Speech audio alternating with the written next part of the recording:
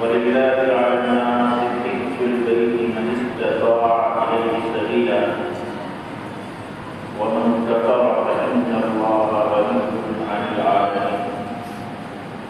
صدق الله العظيم. وقد ورد في الخبر عن سيد البشر وشافع المحشر صلى الله عليه وسلم قال: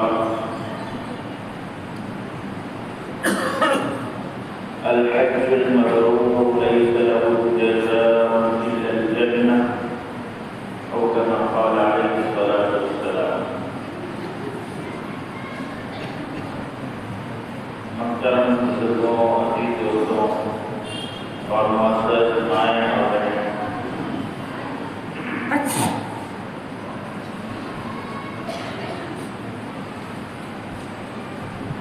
کل مدرسہ کی بات کر رہی تھی.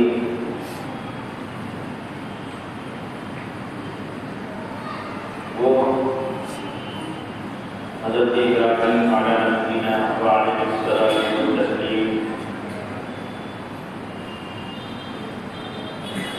اور ان کے لمحے ذکر پورے نظر حضرت اسماعیل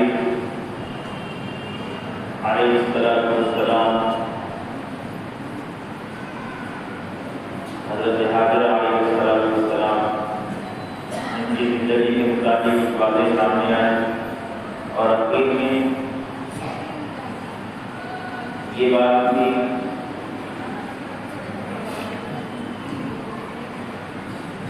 کہ اللہ تعالیٰ نے حضرت ابراہیم علیہ السلام کے ہاتھوں بیت اللہ کی تعمیر کا حکم بھی دیا. حضرت ابراہیم علیہ السلام نے آرمینیا سے سفر کرتے ہوئے مکہ مکرمہ تشریف لائے. حضرت جبریل علیہ السلام ساتھ میں تھے. حضرت اسماعیل اپنے بیٹے حضرت اسماعیل کو ساتھ لے کر حضرت ابراہیم علیہ السلام نے بیت اللہ کی تعمیر کی اور حضرت ابراہیم علیہ السلام نے جس بیت اللہ کی تعمیر کی وہ اپنی حدود ادوار کے حساب سے، اپنی چوڑائی اور لمبائی کے حساب سے بالکل ویسے ہی تھا جس طرح اللہ تعالیٰ نے نشاندہی کی تھی، اور جس طرح سے آپ سے پہلے حضرت شیش علیہ السلام نے حضرت آدم علیہ السلام نے بیت اللہ بنایا. حضرت ابراہیم علیہ السلام نے بیت اللہ کی دیوار تقریباً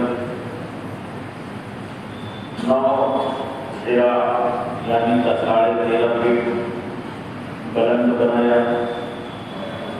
اس میں ایک دروازہ بنایا جو زمین سے متصل تھا، زمین سے لگا ہوا تھا. اس بیت اللہ دروازے کے نیچے کوئی چوکھٹ جس طرح آپ ہم لوگ دیکھتے ہیں ویسے کوئی چوکھٹ نہیں تھی. زمین سے متصل دروازے کی طرف سے کھلا ہوا حصہ تھا. اس میں باقاعدہ کوئی دیوار یا پٹ وغیرہ دروازے کا نہیں تھا. اور اسی کے ساتھ حضرت ابراہیم علیہ السلام نے بیت اللہ کی چھت کھلی رکھی. اس میں کوئی چھت نہیں تھا. دروازے سے داخل ہونے کے بعد سیدھی جانب 4.5 فٹ گہرا بڑا حضرت ابراہیم علیہ السلام نے کھودا تھا. مقصد یہ تھا کہ لوگ جو بیت اللہ کو نذرانے پیش کرتے ہیں، تحفے اور تحائف بیت اللہ کی نظر کرتے ہیں، وہ اس کو اس گڑھے کے اندر محفوظ کیا جا سکے اور وہ خزانہ کعبہ کے نام سے جانا پہچانا جاتا تھا. اس پر کسی کی ملکیت نہیں ہوتی۔ اور اسی طرح سے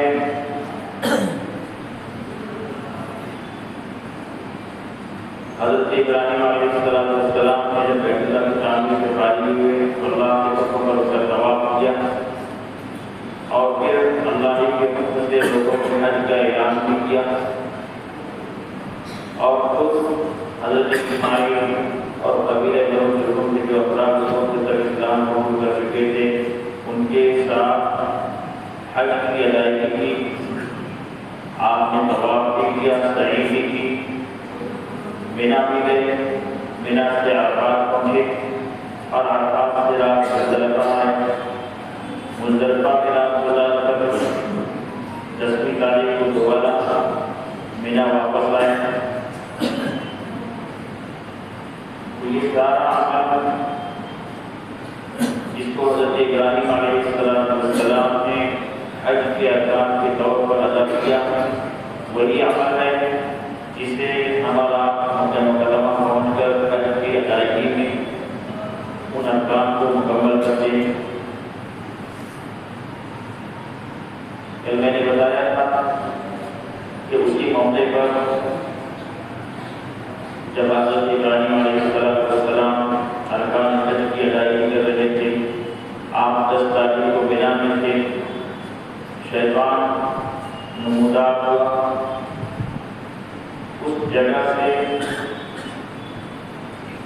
جہاں آج وہاں پلر بنا ہوا ہے، وہاں تقریباً 50 فٹ چوڑی دیوار بنی ہوئی ہے اور جسے جبرا کہا جاتا ہے، جہاں حجاج کرام پہنچ کر شیطان کو کنکری مارتے ہیں۔ اسی جگہ سے زمین سے شیطان نمودار ہوا تھا اور حضرت ابراہیم علیہ السلام کو بھٹکانا چاہا، ارکان حج کی ادائیگی میں دخل اندازی کرنا چاہا۔ حضرت جبریل علیہ السلام نے حضرت ابراہیم کو فرمایا کہ یہ ابراہیم کی شیطان ہے، آپ اللہ کا نام لے کر اسے 7 کنکریاں ماریں۔ حضرت ابراہیم علیہ السلام نے 7 کنکریاں ماری۔ شیطان جس جگہ سے زمین سے نمودار اور ظاہر ہوا تھا دوبارہ اسی جگہ غائب ہو گیا۔ پھر کچھ دیر کے بعد کچھ دور دوبارہ شیطان اس جگہ سے زمین سے ظاہر ہوا جہاں دوسرا پلر بنا ہوا علامت کے طور پر 50 فٹ چوڑی دیوار آج کل وہاں بنا دی گئی، حجاج کرام کی سہولت سے قابل۔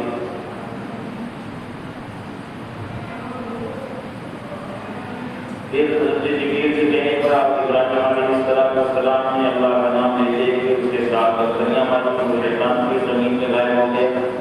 پھر تیسری جگہ سے ظاہر ہوا۔ اس طرح سے تینوں جگہ حضرت ابراہیم علیہ السلام نے شیطان کو کنکریاں ماری۔ یہ حضرت ابراہیم علیہ السلام کے حج کی ادائیگی کے وقت کا وہ عمل ہے جس کو اللہ تبارک و تعالیٰ نے تمام مسلمان صاحب اتفاق مسلمانوں کے لیے واجب قرار دیا کہ بغیر شیطان کو کنکریاں مارے حج کے ارکان کی تکمیل نہیں ہوگی۔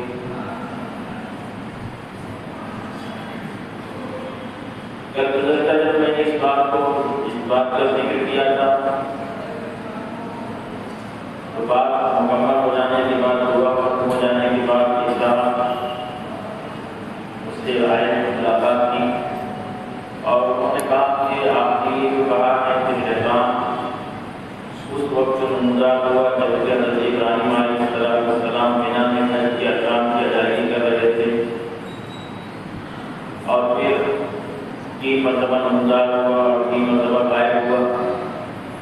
تو اس صاحب ان کو توجہ دلانے لگے کہ یہ شیطان جو حضرت ابراہیم علیہ السلام کے پاس آیا تھا یہ اس وقت آیا تھا جبکہ حضرت اسماعیل علیہ السلام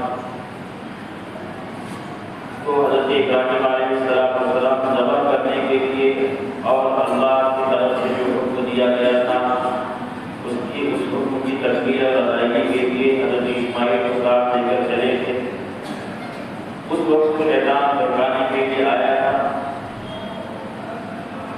تو یہ واقعہ اس وقت کا ان صحابہ نے اس طرف توجہ دلائی.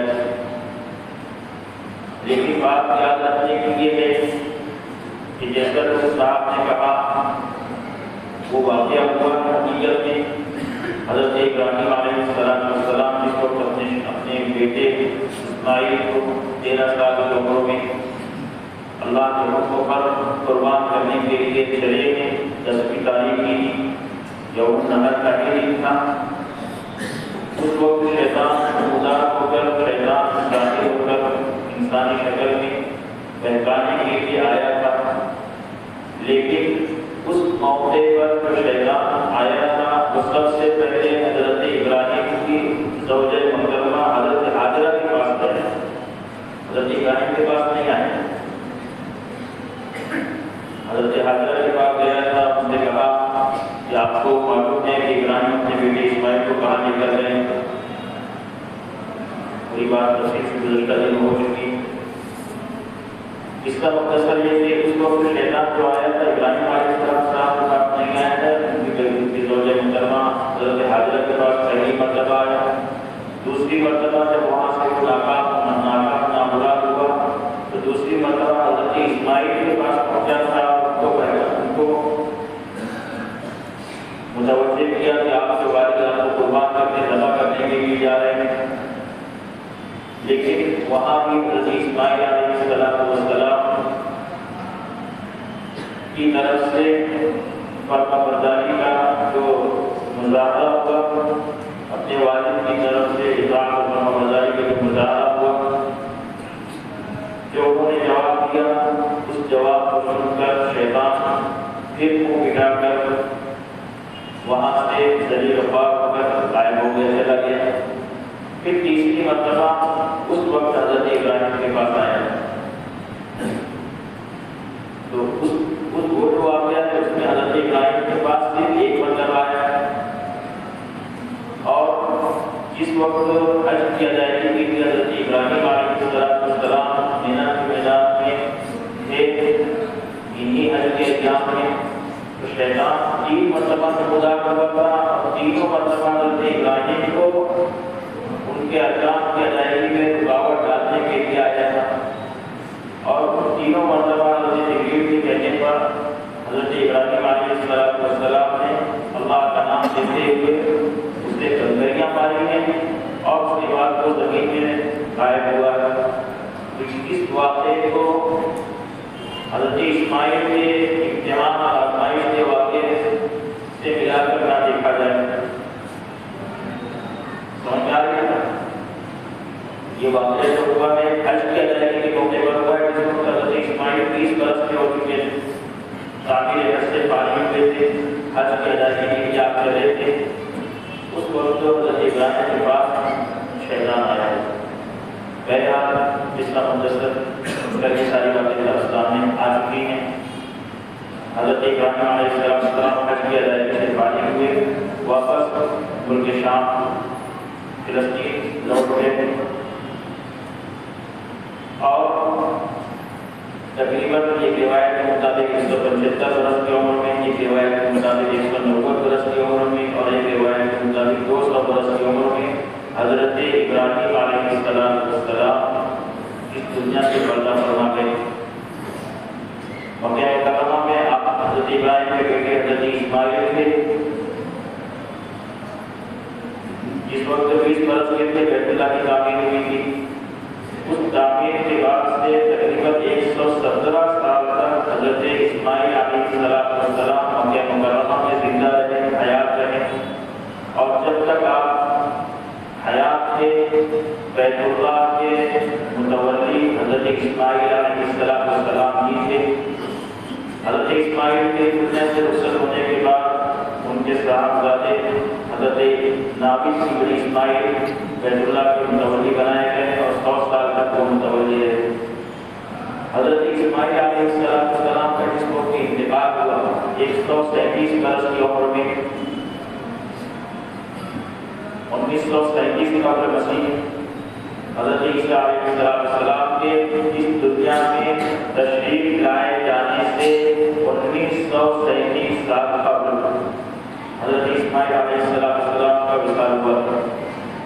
تو جب آپ کا وصال ہوا قبیلہ بنو کے لوگوں نے آپ کی تدبیر و تکمیل کی تیاری کی اور آپ کو اسی باڑے میں جہاں آپ کی والدہ حضرت حاجرہ علیہ السلام کو نقل کیا تھا، انہی کے متصل انہی کے باتوں میں پہلو میں حضرت اسماعیل علیہ السلام کو بھی دفن کیا۔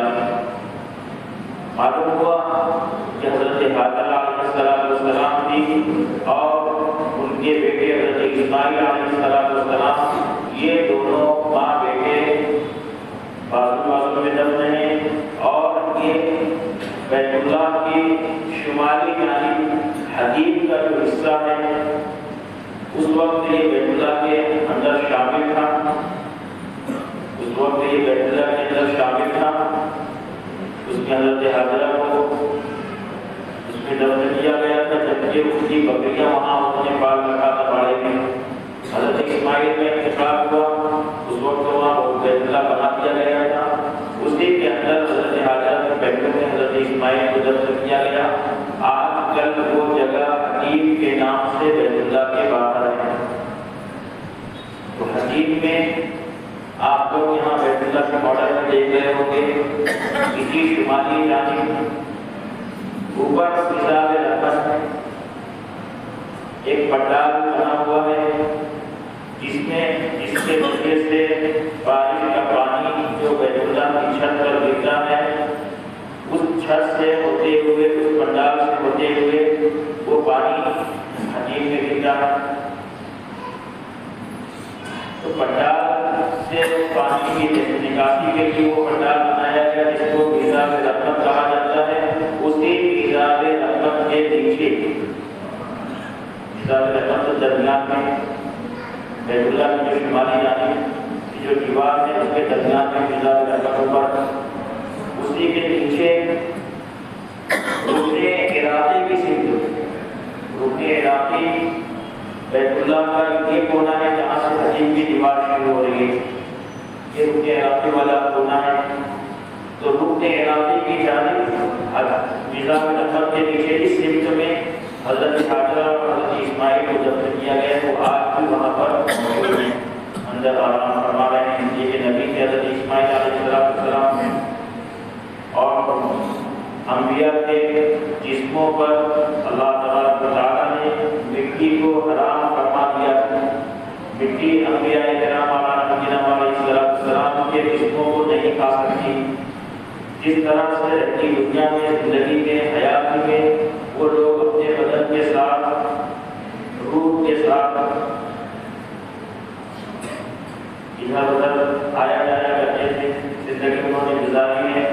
اس دنیا سے پردہ فرما جانے کے بعد بھی وہ آج بھی حیات ہیں اور اپنے اسی جسم کے ساتھ اپنی انہی قبروں میں آرام فرما رہے ہیں جہاں انہیں دفن کیا گیا ہے۔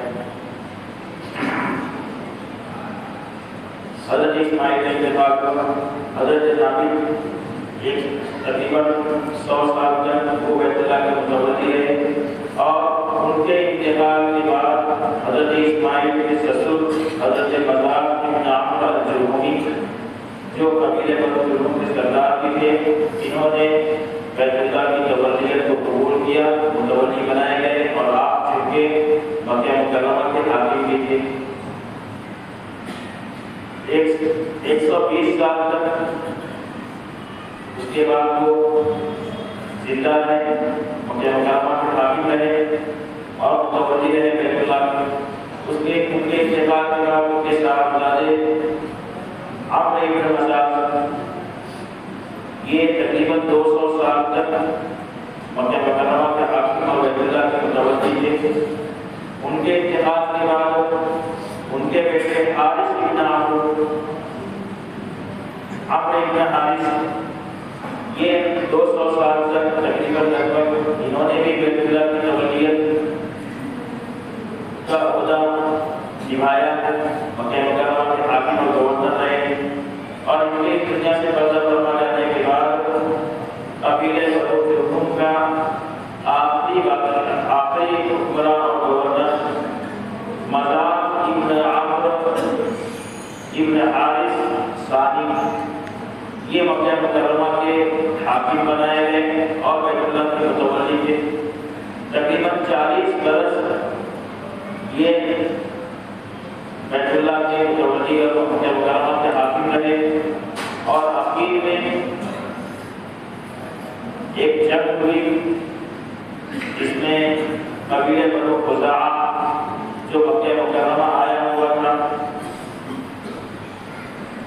قبیلہ بنو خزاعہ اور قبیلہ بنو جرہم کے درمیان جنگ ہوئی، اور نتیجے میں قبیلہ بنو جرہم مضاز بن عمرو جرہمی ان کو شکست ہوئی اور ان کو مکہ مکرمہ چھوڑ کر جانا پڑا۔ کل گزشتہ میں نے کہا تھا کہ تقریباً 660 سال تک قبیلہ بنو جرہم مکہ مکرمہ پر حاکم رہے۔ اتنے لمبے عرصے تک ان کی حکمرانی مکہ مکرمہ پر رہی، جس کے نتیجے میں ان لوگوں میں ظلم زیادتی کا بہت زیادہ بڑھ گئی۔ یہ لوگوں میں ظلم زیادتی کرتے رہے، لوگوں کو لوٹتے رہے، حرام مالوں کی آمدورت ہوئی، اور گناہوں میں بہت زیادہ چڑھی اور نڈر ہو گئے گناہوں کے ارتکاب میں۔ یہاں تک کہ میں نے یہ بھی بتایا تھا کہ انہی قبیلے بنو جرہم کے 2 افراد، ایک خاتون اور ایک مرد، ان دونوں نے لوگوں کی نفرت اللہ کی تاریکی کا فائدہ اٹھا کر حرم مقدس میں بیت اللہ کے اندر بدکاری کی۔ نتیجے میں اللہ نے ان کی پکڑ کا معاملہ کیا اور یہ اسی وقت پتھر کے بنا دیے گئے۔ مضاز بن عمرو الجرہمی جو آخری حکمران تھے، یہ اپنی قوم کو بار بار سمجھایا کرتے تھے کہ اے میری قوم، اے قوم کے لوگوں، گناہوں سے باز آ جاؤ، اے قوم کے لوگوں، ظلم و زیادتی کے راستے کو ترک کر دو، ورنہ وہ دن دور نہیں جبکہ تم لوگوں نے قبیلہ بنو عمالقہ کو دیکھا ہے کہ اللہ نے انہیں قلیل وقت میں ہمارے ہاتھوں ہی شکست سے دوچار کیا۔ قبیلہ بنو عمالقہ یہ حضرت قبیلہ بنو جرہم مضاز بن عمرو الجرہمی، ان کا چچا جات بھائی کا قبیلہ تھا قبیلہ بنو عمالقہ۔ یہ بھی ملک شام سے سفر کرتے ہوئے مکہ مکرمہ آ گئے تھے، اور اسی دوران میں جب قبیلہ بنو جرہم مکہ مکرمہ میں آباد تھا، اسی دوران میں یہ قبیلہ بنو عمالقہ کے لوگ بھی مکہ مکرمہ آ گئے تھے۔ چچا جات بھائی کا یہ قبیلہ تھا۔ یہاں آنے کے بعد قبیلہ بنو جرہم اور قبیلہ بنو عمالقہ میں رسا کشی دشمنی تھی، بسا اوقات جھگڑے تک نوبت آ گئی تھی، اور جھگڑا یہاں تک پہنچا کہ ایک مرتبہ گھمسان کی جنگ ہوئی، اور اس میں قبیلہ بنو عمالقہ کا جو سردار اور حاکم تھا، سویدہ اس کا نام تھا، وہ قتل کر دیا گیا۔ اس کا جب قتل ہوا تو قبیلہ بنو عمالقہ کے لوگوں نے مصالحت کر لی، ہتھیار ڈال دیے، اور قبیلہ بنو جرہم کی اطاعت کو قبول کر لیا، اور مضاز بن عمرو الجرہمی کو اپنا حاکم مان لیا۔ مکہ مکرمہ میں بس یہی 2 قبیلے آباد تھے، قبیلہ بنو جرہم اور قبیلہ بنو عمالقہ۔ اسی دوران میں جب اکثر و بیشتر بارش موسلادھار بارش مکہ مکرمہ میں ہوا کرتی تھی، اطراف کے پہاڑوں سے پانی انتہائی تیز رفتاری کے ساتھ نیچے نشیب کے علاقے میں آتا، اور بڑے بڑے پتھروں کو اوپر سے اس میں بیٹھے ہوئے نیچے آتے۔ نشیب کے لیے بیت اللہ کے طرف گھر نشیب میں ہوا کرتا تھا، چاروں طرف سے جو پانی اوپر سے بیٹھے ہوئے تیز رفتاری کے ساتھ نیچے آتے تو اس کی موجیں ایک سیلابی کیفیت پیدا ہو جاتی، اس کی موجیں بیت اللہ کی در و دیوار سے آ کر ٹکراتی،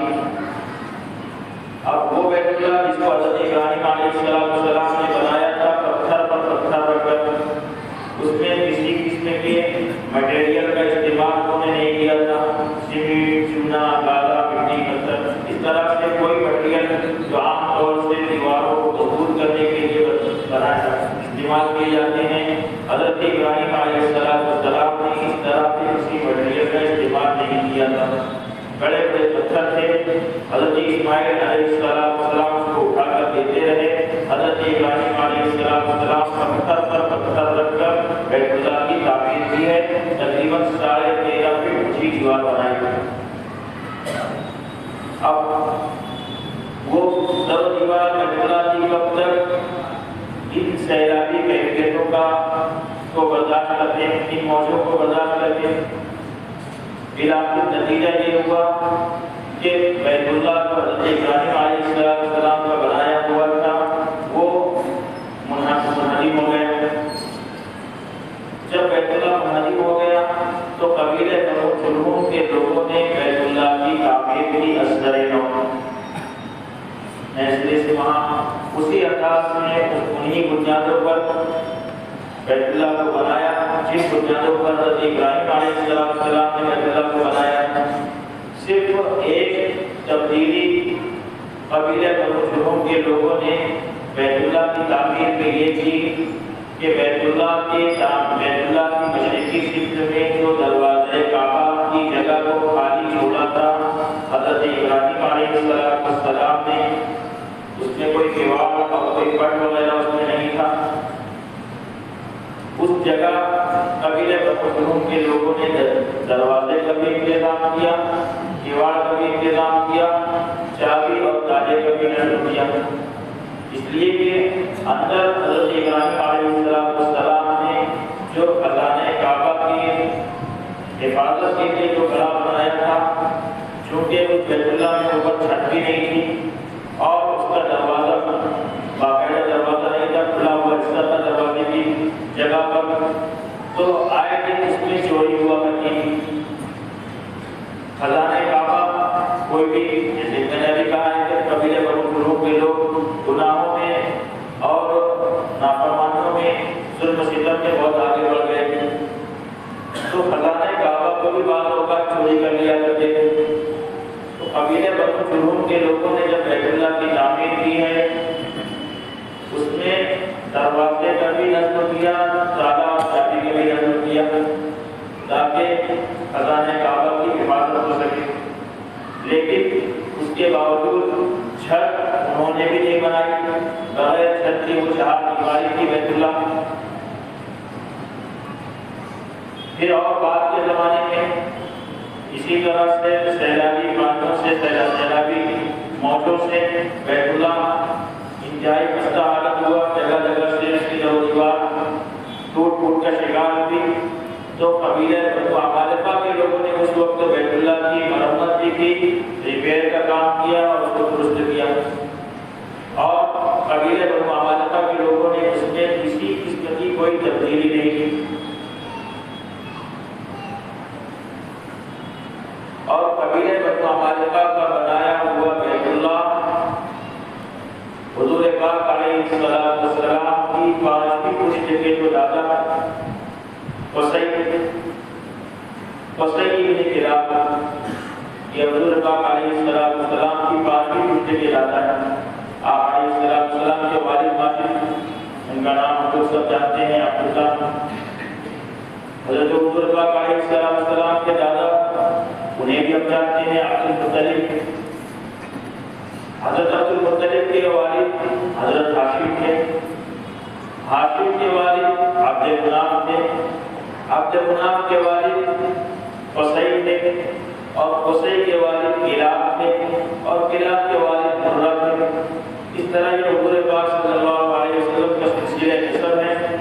تو حضرت حضور پاک صلی اللہ علیہ وسلم کے والد حضرت عبداللہ, حضور پاک صلی اللہ علیہ وسلم کے دادا حضرت عبد المطلب, ان کے والد ہاشم, ان کے والد عبد مناف, اور ان کے والد قصی.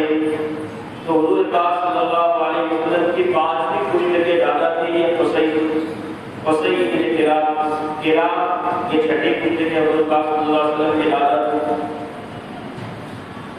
تو قصی بن کلاب کے زمانے تک قبیلہ بنو عمالقہ کا بنایا ہوا بیت اللہ موجود تھا.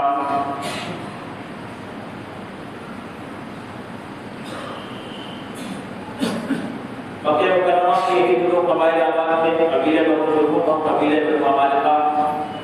قبیلہ بنو عمالقہ کے لوگوں نے قبیلہ بنو جرہم کی اطاعت کو قبول کر لیا تھا اور ان کو اپنا حاکم اور اپنا امیر مان لیا تھا۔ بعد میں ایک اور قبیلہ مکہ مکرمہ آیا، قبیلہ بنو خزاعہ۔ یہ سبا کے علاقے سے سفر کرتا ہوا مکہ مکرمہ آیا اور اس کی وجہ یہ ہوئی کہ اس سبا کے علاقے میں جو پانی کے رکاو کے لیے، جسے ہم لوگوں کے زمانے میں ڈیم ہوا کرتے ہیں، تو وہاں پانی کے رکاو کے لیے جو بند باندھا گیا تھا، پانی بہت زیادہ مقدار میں ہو جانے کی وجہ سے وہاں قاہروں نے، نجومیوں نے اور جوشی آتشی جو لوگ ہوتے ہیں جو آگے کی پیشاندہ باتوں کی پیشن گوئی کرتے ہیں، ان لوگوں نے پیشن گوئی کی تھی کہ عنقریب سبا کا یہ بند ٹوٹ جانے والا ہے، اور جب یہ سبا کا بند ٹوٹے گا تو پورا پانی انتہائی تیز رفتاری کے ساتھ جب بستی میں آئے گا تو بہت زیادہ تباہی ہو جائے گا۔ تو اس تباہی سے بچنے کے لیے یہ قبیلہ بنو خزاعہ سبا نامی اس علاقے سے سفر کرتے ہوئے مکہ مکرمہ آ گیا۔ مکہ مکرمہ جب یہ قبیلہ پہنچا تو انہوں نے اپنے ایک آدمی کو جس کا نام حارثہ ابن ثعلبہ، ان کو روانہ کیا قبیلہ بنو خزاعہ کے اس وقت کے جو حاکم تھے ان کے پاس، کہ وہ ان سے جا کر اجازت طلب کرے کہ ہم یہاں پر قیام کرنا چاہتے ہیں، ہم یہاں پر رہنا چاہتے ہیں۔ حارثہ ابن ثعلبہ یہ قبیلہ بنو خزاعہ کا نمائندہ بن کر قبیلہ بنو جرہم کے پاس آئے اور ان سے اجازت طلب کی۔ قبیلہ بنو جرہم کے لوگوں نے ان کو اجازت نہیں دی، کہا کہ آپ کو یہاں رکنے اور قیام کرنے کی اجازت نہیں ہے، جہاں سے آپ آئے ہیں ان سے لے جائیں۔ لیکن وہ لوگ تو مجبوراً وہاں سے اپنے علاقے کو چھوڑ کر آئے ہوئے تھے، تو وہاں وقت کس طرح جاتے۔ نتیجتاً حارثہ ابن ثعلبہ نے کہا کہ اگر آپ اجازت نہیں دیتے ہیں تو ہم لوگ بطور شمشیر، یعنی لڑ کر جھگڑ کر ہم ہمارا حصہ، ہمارا حق یہاں حاصل کریں گے اور ہم یہاں رہیں گے۔ نتیجے میں یہی ہوا، قبیلہ بنو خزاعہ اور قبیلہ بنو جرہم ان دونوں کے قبائل کے درمیان میں جنگ ہوئی۔ 3 دن مسلسل فرسان کی جنگ ہوتی رہی، جس میں قبیلہ بنو خزاعہ، قبیلہ بنو جرہم جن کے سردار مزاج ابن عمرو ابن حارث ثانی تھے، جن کے متعلق میں نے کہا کہ آخری حکمراں میں 40 سال انہوں نے حکمرانی کی مکہ مکرمہ پر، اور یہ جنگ پیش آ گئی۔ انہوں نے بار بار اپنی قوم کو متوجہ کیا تھا کہ اے قوم کے لوگوں، اللہ کی نافرمانی سے باز آ جاؤ، اللہ کے اس محترم گھر کی عزت، عظمت اور احترام جیسے پہلے ہمارے دلوں میں تھا، اب ویسا احترام ہمارے دلوں میں نہیں رہ گیا ہے۔ کہیں ایسا نہ ہو کہ اللہ کا خیر ہم پر نازل ہو اور جس طرح قبیلہ بنو عمالقہ کے لوگوں کو شکست سے دوچار ہونا پڑا، اللہ کے قہر کی وجہ سے ہم لوگوں کو بھی اس طرح سے کسی کی کوئی نوبت نہ آئے۔ لیکن قبیلہ بنو جرہم کے لوگ اپنے حاکم کی بات کو نہیں مانتے۔ نتیجہ یہ ہوا، قبیلہ بنو خزاعہ جس کا سردار عمرو بن لحی تھا، عمرو بن لحی نے حملہ کر دیا اور قبیلہ بنو جرہم اور قبیلہ بنو خزاعہ کے درمیان فرسان کی جنگ ہوئی۔ 3 دن مسلسل جنگ چلتی رہی اور اس کے نتیجے میں قبیلہ بنو جرہم کے لوگوں کو شکست ہو گئی۔ اب وہ قبیلہ بنو جرہم شکست کھا گیا اور شکست کھا جانے کے بعد مجبوراً ان کو مکہ مکرمہ سے جانا پڑا،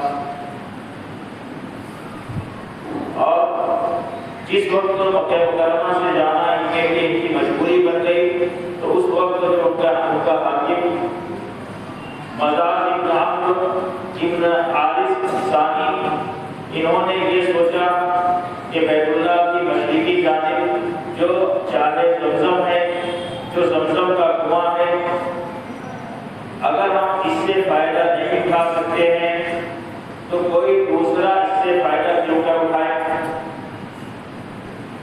اس بیت اللہ میں خزانہ کعبہ ہے، اگر خزانہ کعبہ سے ہم جب فائدہ نہیں اٹھا سکتے ہیں تو کوئی دوسرا بھی اس سے فائدہ اٹھائے۔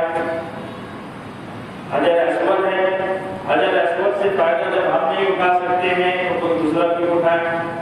یہ سوچ کر جاتے جاتے مصعب بن عمرو بن حارث ثانی نے یہ کام کیا کہ بیت اللہ میں موجود خزانہ کعبہ جس میں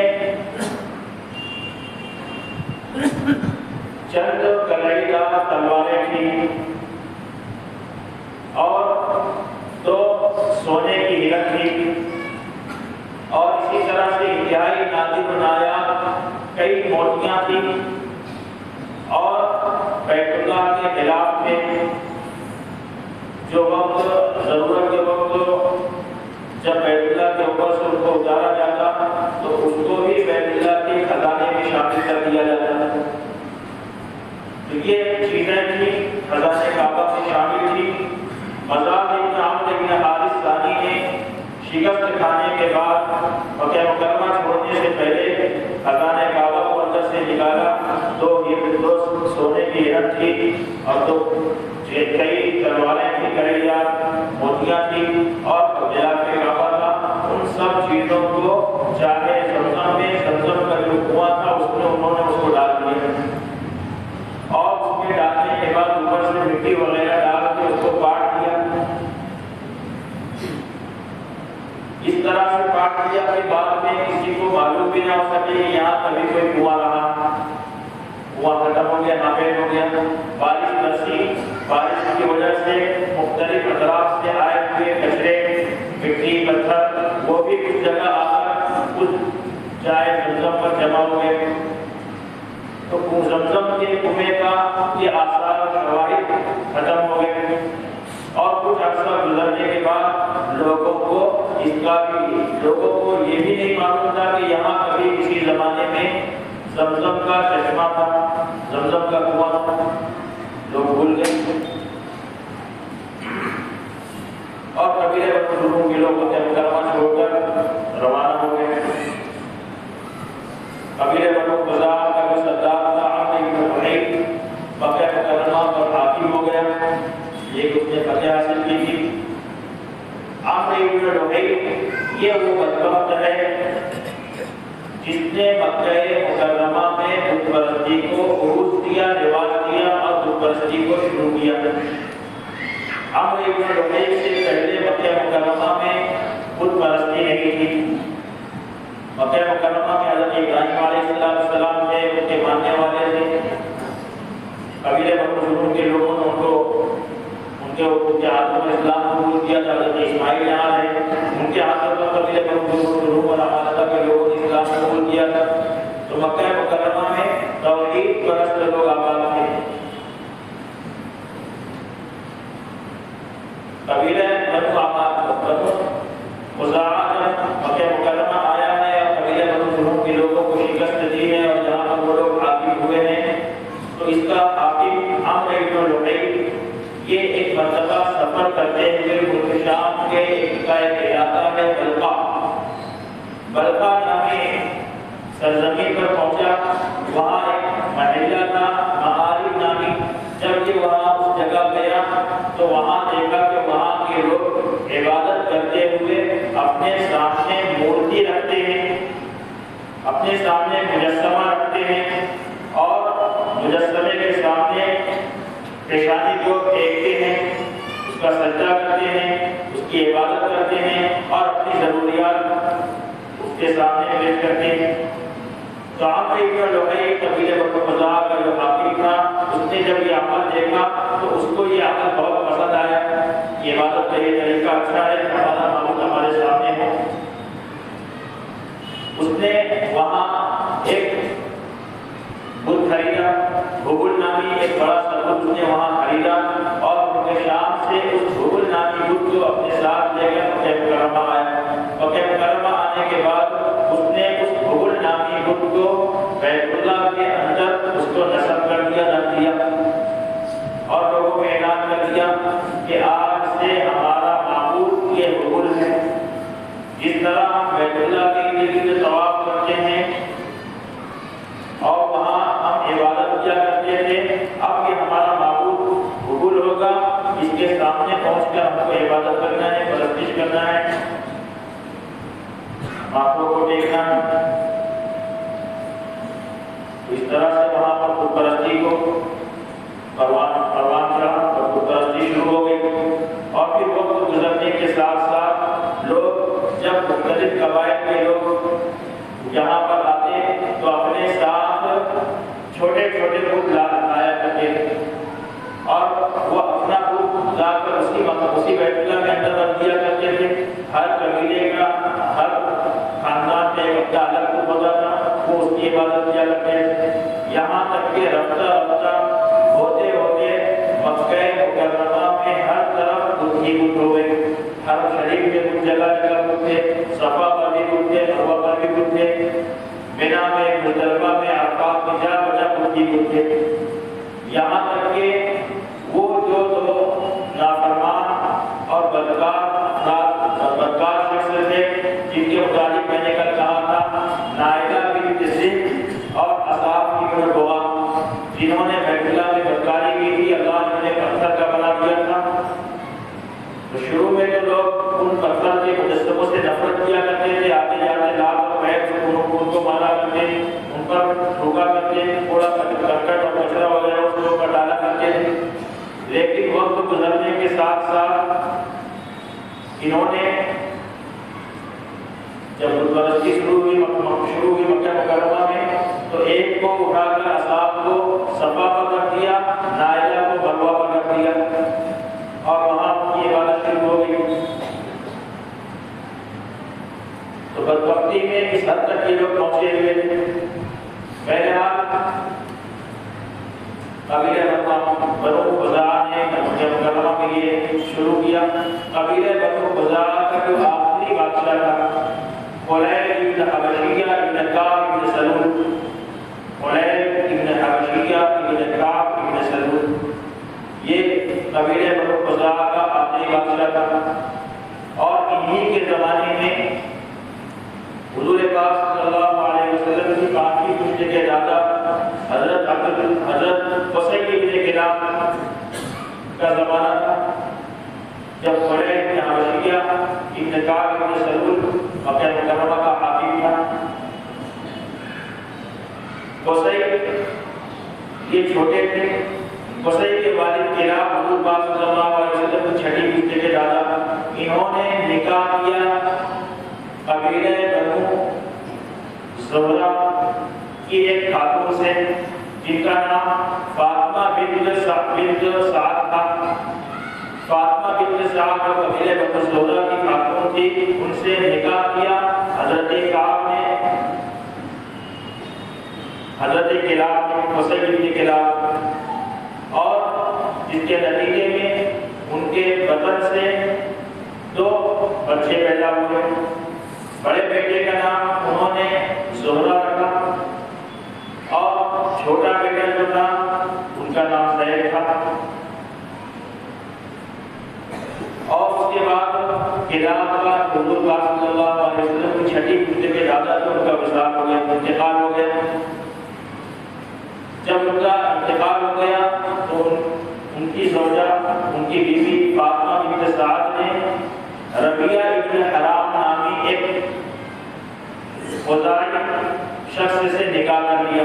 قبیلہ بنو خزاعہ کا ایک شخص تھا ربیعہ ابن حرام، ان سے فاطمہ بنت سعد نے نکاح کر لیا۔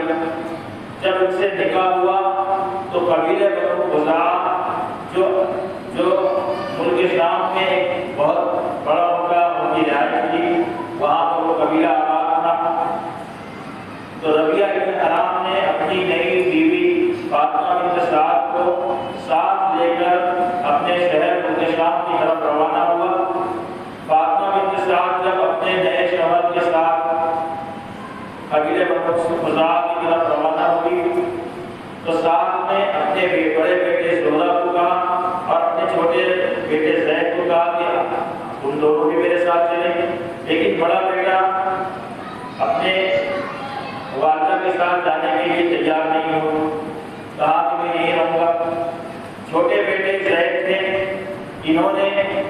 چھوٹے تھے یہ اپنی والدہ کے ساتھ فاطمہ کے ساتھ ان کے شام چلے گئے اور ان کے شام میں رہنے لگے قبیلے بنو خزاعہ کے درمیان۔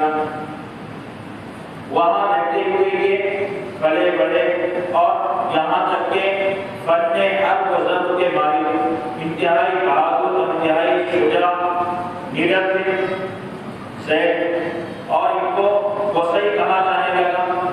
قصی اس لیے کہا جانے لگا، قصی ان کا اصل نام نہیں تھا، ان کا اصل نام زید تھا۔ قصی اس لیے کہا جانے لگا کہ یہ دور دراز سے سفر کر کے آئے ہوئے تھے۔ قصی کے معنی ہوتے ہیں دور دراز سے سفر کر کے آنے والا۔ چونکہ یہ مکہ مکرمہ سے ملک شام گئے تھے اپنے والدہ کے ساتھ، تو ان کو قصی کہا جانے لگا تھا۔ جب ان سے کوئی شخص، یہ چھوٹے بچے تھے، ان کو علم نہیں تھا کہ میرے والد کا نام کلاب ہے اور ان کا انتقال ہو چکا ہے، اور یہ جو ربیعہ ابن حرام ہے یہ میرے دوسرے والد ہیں، دوسرے باپ ہیں، یہ اتنا نہیں سمجھتے تھے۔ جب ملک شام میں یہ پہنچے ہیں اور وہاں پر انہوں نے بزرگان اختیار کی، وہاں زندگی گزاری، جب ان سے کوئی شخص پوچھتا کہ آپ کے والد کا نام کیا ہے تو کہتے میرے والد ربیعہ ہے، میرا نام ہے حسین ابن ربیعہ، زید ابن ربیعہ ہے۔ اسی نام سے وہ اپنا آپ وہاں پر سمجھتے رہے، جانتے رہے اور لوگوں کو بتاتے رہے۔ ایک مرتبہ وہاں کشتی کا مقابلہ ہوا، تیر اندازی کا مقابلہ ہوا، گھڑ سواری کا مقابلہ ہوا، تو یہ قصی ابن کلاب یہ گھڑ سواری میں تیر اندازی کے بڑے ماہر و مہارت حاصل کر چکے تھے۔ اس مقابلے میں انہوں نے بھی حصہ لیا۔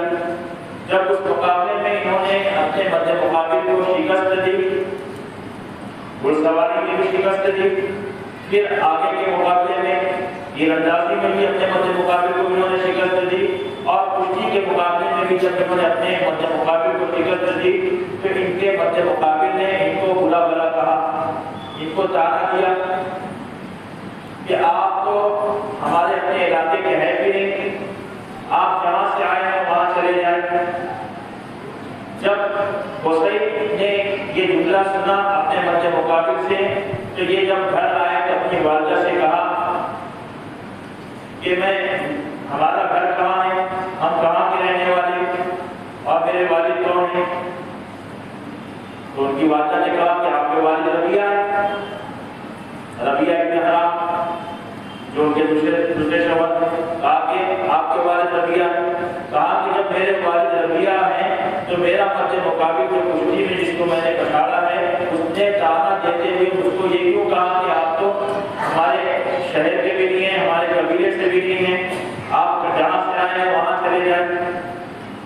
تو پھر اس کی والدہ نے فاطمہ بنت سعد نے کہا کہ حقیقت یہ ہے کہ آپ کے والد یہ ربیعہ ابن حرام آپ کے والد نہیں ہیں، بلکہ آپ اس قبیلے سے تعلق رکھتے ہیں جو اس قبیلے بنو خزاعہ سے زیادہ معزز اور زیادہ احترام والا اور زیادہ اونچا قبیلہ ہے، اور وہ قبیلہ مکہ مکرمہ میں حرم مقدس کے قریب وہ قبیلہ آباد ہے۔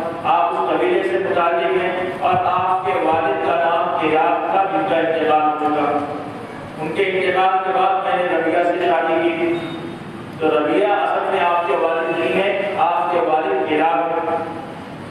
تو انہوں نے کہا کہ جب میں یہاں اس علاقے کا نہیں ہوں، میرا اپنا قبیلہ اس قبیلے سے زیادہ معزز اور محترم ہے، اور میرے والد بھی یہاں نہیں ہے، میرے والد کلاب تھے وہ مکہ میں، میرا بھائی وہاں ہے، تو میں بھی مکہ مکرمہ ہی رہوں گا، میں یہاں نہیں رہوں گا۔ ان کی والدہ نے ان کو سمجھایا کہ رک جاؤ، اپنی خدمت کرو رسول کو، جب کوئی قافلہ یہاں سے مکہ مکرمہ جانے لگے گا تو اس قافلے کے ساتھ آپ مکہ چلے جائیے گا۔ حج کا زمانہ آیا، اس علاقے سے ان کے شام سے سفر کرتے ہوئے حج کا جو قافلہ مکہ مکرمہ آ رہا تھا، فاطمہ بنت سعد نے اپنے بیٹے قصی کو ان کے ساتھ کر لیا، وہ اس قافلے کے ساتھ مکہ مکرمہ آئے۔ مکہ مکرمہ آنے کے بعد انہوں نے اپنے بھائی کی تلاش شروع کی، ان کے بھائی سے وہ مل گئے، اور اس حالت میں ملے کہ اس وقت زہرہ جو قصی کے بڑے بھائی تھے، زید کے بڑے بھائی تھے زہرہ، وہ نابینا ہو چکے تھے۔ بہرحال یہ یہاں مکہ مکرمہ میں آباد ہو گئے۔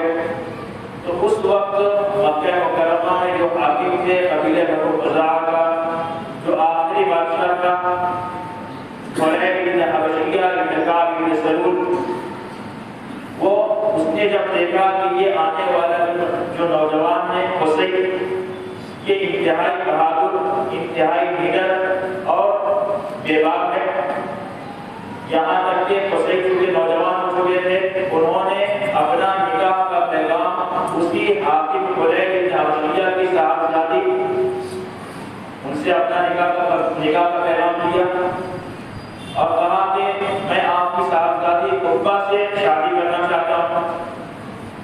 خلیل بن حبشیہ نے دیکھا کہ یہ نوجوان انتہائی بہادر ہے، انتہائی بے باک اور نڈر ہے، شجاع ہے، اگر میں اپنی بیٹی اس سے بیاہ دیتا ہوں تو ان کی وجہ سے مجھے طاقت اور قوت حاصل ہوگی۔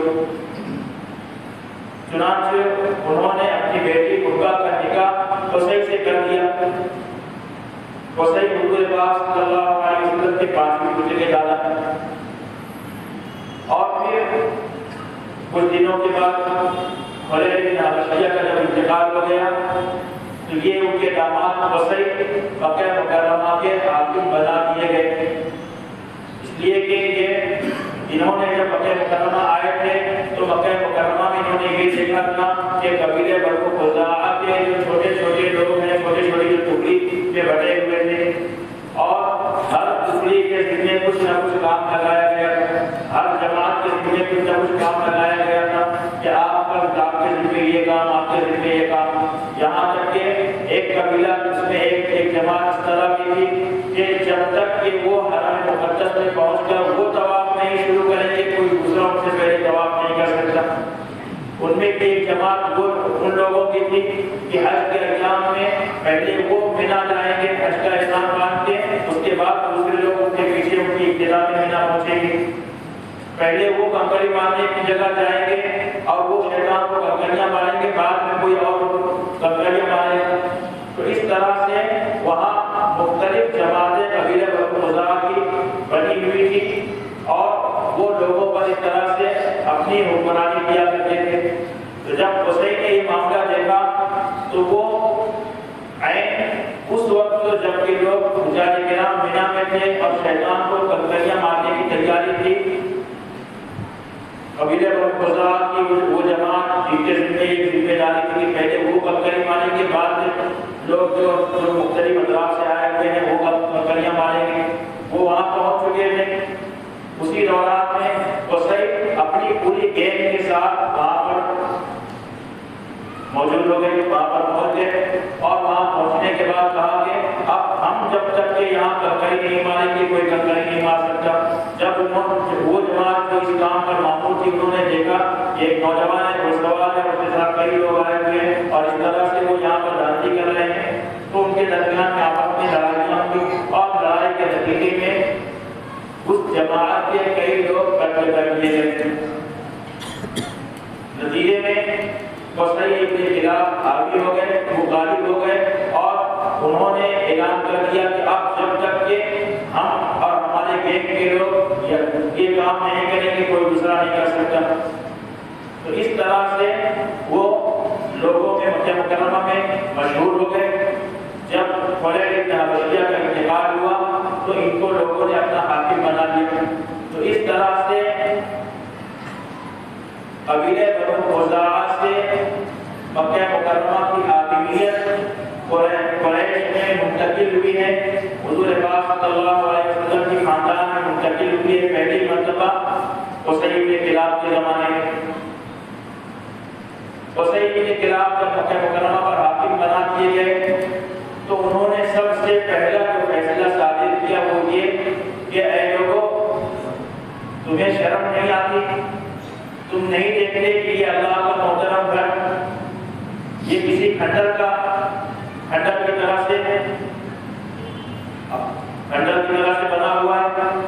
آنے والی مختلف جو حوادث ہیں، بارشیں ہیں، مقتدر بارش ہے اور سیلاب ہے، اس کی وجہ سے یہ سے اس کی در و دیوار بلند ہو چکی ہے، انتہائی خستہ حال ہو چکا ہے۔ تم کس طرح سے اس بات کو گوارا کرتے ہو کہ اللہ کا یہ محترم گھر اس طرح سے ہے؟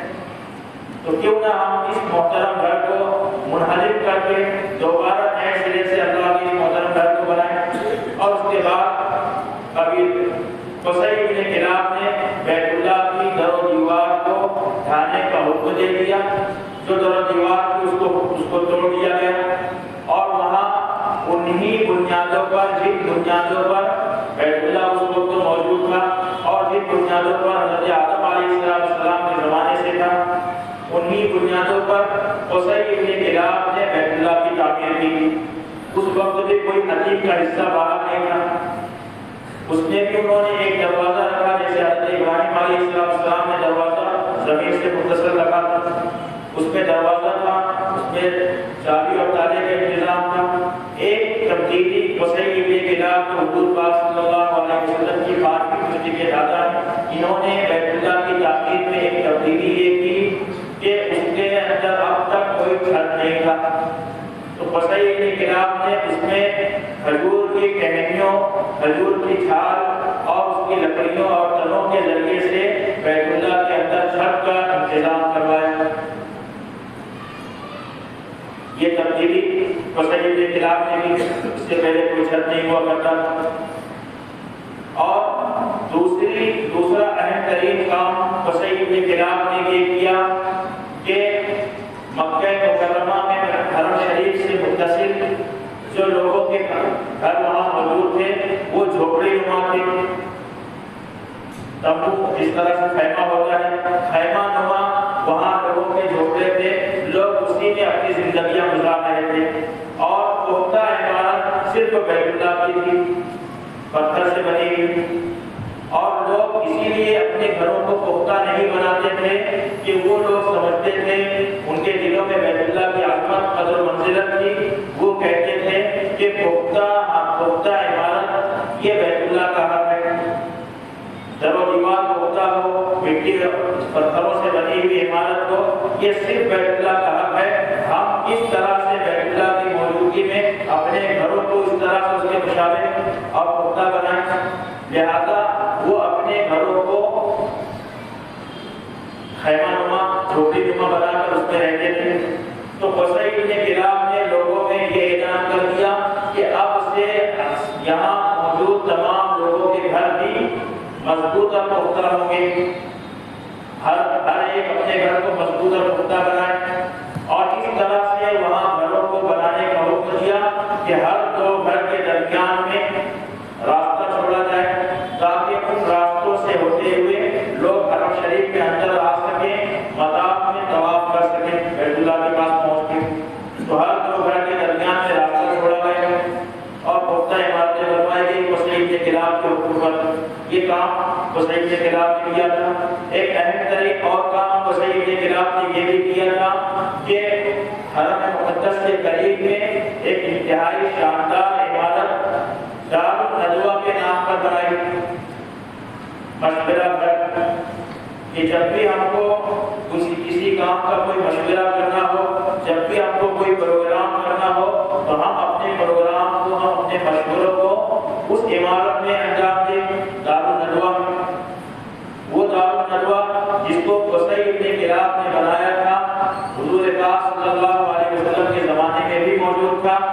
آپ صلی اللہ علیہ وسلم کے وصال پر جانے کے بعد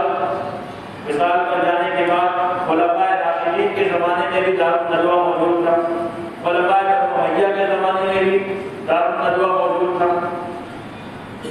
آج بھی دار الندوہ کی وہ جگہ موجود ہے، عمارت بہرحال آج نہیں ہے، اس لیے کہ بیت اللہ کی اور حرم شریف کی جو توسیع کی گئی ہے تو حرم شریف کی توسیع میں اس دار الندوہ کو بھی شامل کر دیا گیا ہے۔ اب وہاں دار الندوہ نامی کوئی جگہ نہیں ہے، لیکن وہاں پر بہرحال جگہ موجود ہے جس جگہ وہ عمارت تھی۔ قصی بن کلاب نے یہ بھی کام انجام دیا۔ تو یہ چند کام قصی بن کلاب نے ایسے انجام دیے جو آج اس وقت تک کسی نے بھی نہیں کیا تھا۔ اسی طرح سے ایک اور کام قصی بن کلاب نے اس وقت جاری کیا، وہ یہ کہ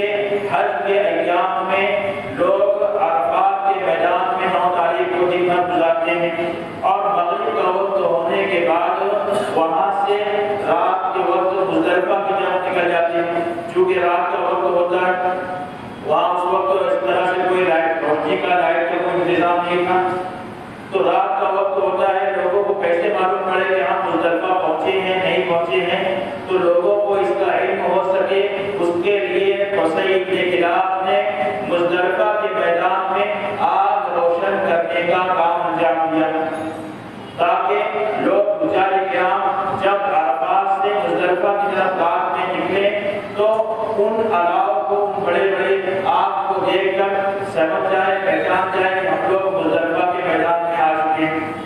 مسجد مشعر الحرام جو مزدلفہ کی مسجد ہے، وہاں پر بہت بڑا الاؤ تیار کیا گیا، وہاں بھی آگ روشن کی گئی۔ تو یہ کام بھی، آگ جلانے کا کام بھی قصی ابن کلاب نے شروع کیا۔ قصی ابن کلاب جیسا کہ میں نے کہا حضور پاک صلی اللہ علیہ وسلم کی 5ویں پشت کے دادا ہے۔ آپ قصی ابن کلاب کا زمانہ حضور پاک صلی اللہ علیہ وسلم سے 130 سال پہلے کا زمانہ ہے، یعنی قصی ابن کلاب کے 130 سال کے بعد حضور پاک صلی اللہ علیہ وسلم اس دنیا میں تشریف لائے۔ تو قصی ابن کلاب کا بنایا ہوا بیت اللہ حضور پاک صلی اللہ علیہ وسلم کے زمانے تک موجود تھا۔ آپ صلی اللہ علیہ وسلم کی ولادت کا سعادت بھی مکہ مکرمہ میں آپ پیدا ہوئے، اور اس کے بعد وہیں آپ کی پرورش ہوئی 4 سال، تو ابتدائی 4 سال آپ نے قبیلہ بنو سعد، حلیمہ سعدیہ کے قبیلے میں، طائف کے آگے وہ قبیلہ آباد تھا، وہاں ابتدائی 4 سال شیر بارگی کے ایام کو آپ نے گزارا، اور اس کے بعد آپ وہیں بکریاں بھی چلایا کرتے تھے 4 سال کی عمر تک۔ پھر وہاں سے آپ صلی اللہ علیہ وسلم کو حضرت حلیمہ سعدیہ نے واپس مکہ مکرمہ لا کر چھوڑ دیا ہے، ان کی والدہ کے پاس اور ان کے دادا کے پاس۔ آپ صلی اللہ علیہ وسلم کے ساتھ آپ صلی اللہ علیہ وسلم مکہ مکرمہ میں رہے ہیں، وہیں 25 سال کی عمر میں حضرت المؤمنین خدیجہ الکبریٰ رضی اللہ تعالیٰ عنہا سے نکاح بھی ہوا۔ آپ صلی اللہ علیہ وسلم کے گھر میں ولادت کا سلسلہ بھی شروع ہوا، اولاد کا سلسلہ شروع ہوا، یہاں تک کہ آپ صلی اللہ علیہ وسلم کی عمر مبارک 35 سال کی ہوئی۔ ابھی نبی نہیں بنائے گئے تھے، 5 سال پہلے آپ صلی اللہ علیہ وسلم کو نبوت ملی ہے 40 برس کی عمر میں۔ تو جس وقت آپ صلی اللہ علیہ وسلم 35 سال کے نوجوان تھے، 35 سال کے جوان تھے، آپ صلی اللہ علیہ وسلم کے اس زمانے میں قریش مکہ اسی دار الندوہ میں جمع ہوئے، اور سرداران قریش مکہ مکرمہ کے جو سرداران تھے وہ سب اس دار الندوہ میں جمع ہوئے، اور موضوع یہ تھا کہ یہ بیت اللہ انتہائی خستہ حال ہو چکا ہے، جگہ جگہ میں اس کی دیواریں بہت زیادہ کمزور ہو چکی ہیں، اور آئے دن اس میں خزانہ کعبہ میں چوریاں ہوتی ہیں، تو کیوں نہ ہم اس عمارت کو پختہ اور مضبوط بنا دیں اور اس کے اندر خزانہ کعبہ کی حفاظت کو انتظام کریں۔ یہ مشورہ چل ہی رہا تھا، کئی دن یہ مشورہ چلتا رہا، کبھی ہاں کبھی نہیں، کبھی ہاں نہیں، اس طرح سے بات چلتی رہی۔ اسی دوران میں ایک اور حادثہ پیش آ گیا، وہ حادثہ یہ ہوا کہ مکہ مکرمہ کی ایک بوڑھی خاتون تھی، انہوں نے بیت اللہ کے ارد گرد بیت اللہ کو دھونی دینے کے لیے بخور نامی خوشبو لے کر حرم شریف میں داخل ہوئی، اور حرم شریف میں داخل ہونے کے بعد بیت اللہ کے قریب پہنچ کر اس بخور نامی خوشبو کے میں آگ جلا کر اس کی چنگاری کے ذریعے اس کے اندر اس کی دھونی بنا کر اس کو بیت اللہ کے در و دیوار کو اور اس کے خلاف کو دھونی دینے کا کام شروع کیا اس بوڑھی خاتون نے۔ کہ ہوا تیز چل رہی تھی، ہوا تیز ہونے کی وجہ سے اس کی چنگاری اڑ کر بیت اللہ کے خلاف طرف چلی گئی، جس کی وجہ سے بیت اللہ کے خلاف میں آگ لگ گئی اور بیت اللہ کا خلاف جل اٹھا۔ اس وقت جب آگ وغیرہ لگتی تھی فوراً اس کو بجھانے کا کوئی نظم نہیں ہوتا، اور بیت اللہ کا جو خلاف تھا، جیسے آج ہمارے زمانے میں بیت اللہ پر ایک خلاف ہوتا ہے، 1 سال تک وہ خلاف بیت اللہ کی دیوار پر ہوتا ہے، اور دوسرے سال اس غلاف کو چینج کر دیا جاتا ہے، پہلے والے غلاف کو اتار دیا جاتا ہے اور دوسرا نیا غلاف چڑھایا جاتا ہے۔ اب ہمارے زمانے میں اس طرح ہوتا ہے، اس زمانے میں ایسا نہیں تھا۔ اس زمانے میں ایسا ہوا کرتا تھا کہ ایک غلاف جب پرانا ہو جاتا تھا تو اسی کے اوپر دوسرا غلاف چڑھا دیا جاتا تھا۔ جب کوئی نیا حاکم کہیں کسی علاقے کا بادشاہ وہاں آتا تھا، وہ اپنی طرف سے غلاف بنا کر لاتا تھا اور اسی غلاف کے اوپر تیسرا غلاف چڑھا دیا کرتے تھے۔ تو اس طرح غلاف پر غلاف، غلاف پر غلاف، بعد مرتبہ ایک مرتبہ تو یہاں تک کہ پہنچ گیا غلاف کی تعداد بیت اللہ پر 70 کی تعداد میں وہ غلاف تھا۔ اب وہ بیت اللہ جس کو بہت زیادہ پختہ نہیں بنایا گیا، اس پر اتنے زیادہ وزن میں 70 غلاف اس پر ہو، ویسے ہی تھا۔ اور وہ بخور کی خوشبو اور بخور کی دھونی دے رہی تھی، بوڑھی خاتون کی اس کی چنگاری اس پر لگی، جس کی وجہ سے غلاف میں آگ لگ گئی اور وہ غلاف جلنا شروع ہو گیا، یہاں تک کہ سارا کا سارا غلاف جل گیا۔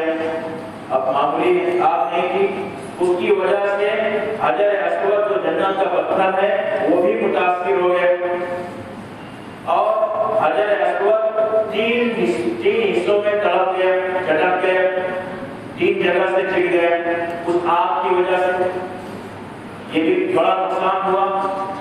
تو چونکہ انہی دنوں میں مشورے چل رہے تھے قریش مکہ، سرداران مکہ کے درمیان میں کہ بیت اللہ کی تعمیر کی جائے، اور یہ حادثہ پیش آ گیا۔ تو اب قریش نے فیصلہ کر لیا کہ اب ہم کو یہاں پر بیت اللہ نئے سرے سے تعمیر کرنا ہے۔ اب فیصلہ ہو گیا، اب بیت اللہ کی تعمیر کے لیے یہ ہوا کہ اس میں انتہائی اونچی اور عمدہ قسم کی لکڑیوں کا استعمال کیا جائے مضبوطی کے لیے۔ جگہ جگہ جہاں ضرورت ہو وہاں لوہے کا استعمال کیا جانا ہے، اور اسی طرح سے روشن دان کے لیے، روشنی اندر اور اندر آنے اور جانے کے لیے وہاں سنگمرمر کا استعمال کیا جائے۔ تو یہ ہوا کہ انتہائی اعلیٰ کوالٹی کا سنگمرمر، لکڑیاں اور لوہے وغیرہ اس کا انتظام کیا جائے۔ اللہ کا کرنا یہ ہوا کہ اسی وقت اسی دوران میں ایک جہاز جدہ کی بندرگاہ کے پاس سے گزر رہا تھا اور وہ قیصر روم کی طرف اس کا سفر تھا۔ قیصر روم اپنا ایک کلیسا گرجا گھر بنانے کے لیے اس میں انتہائی اعلیٰ ترین لکڑیاں اور سنگمرمر اس نے منگوایا تھا کہ اس کے ذریعے سے گرجا گھر کی تعمیر کر سکے، اور اس جہاز کے ساتھ ساتھ ایک انتہائی ماہر ترین کاریگر اور انجینئر اس کے ساتھ تھا، جس کی نگرانی میں قیصر روم کو اس گرجا اور کلیسا کی تعمیر کرنا تھی۔ اللہ کا کرنا یہ ہوا کہ وہ بندرگاہ پر جب وہ جہاز پہنچا ہے وہ ساحل سے ٹکرایا، اور ساحل سے ٹکرانے کے بعد وہ جہاز پاش ہو گیا، جہاز ٹوٹ گیا۔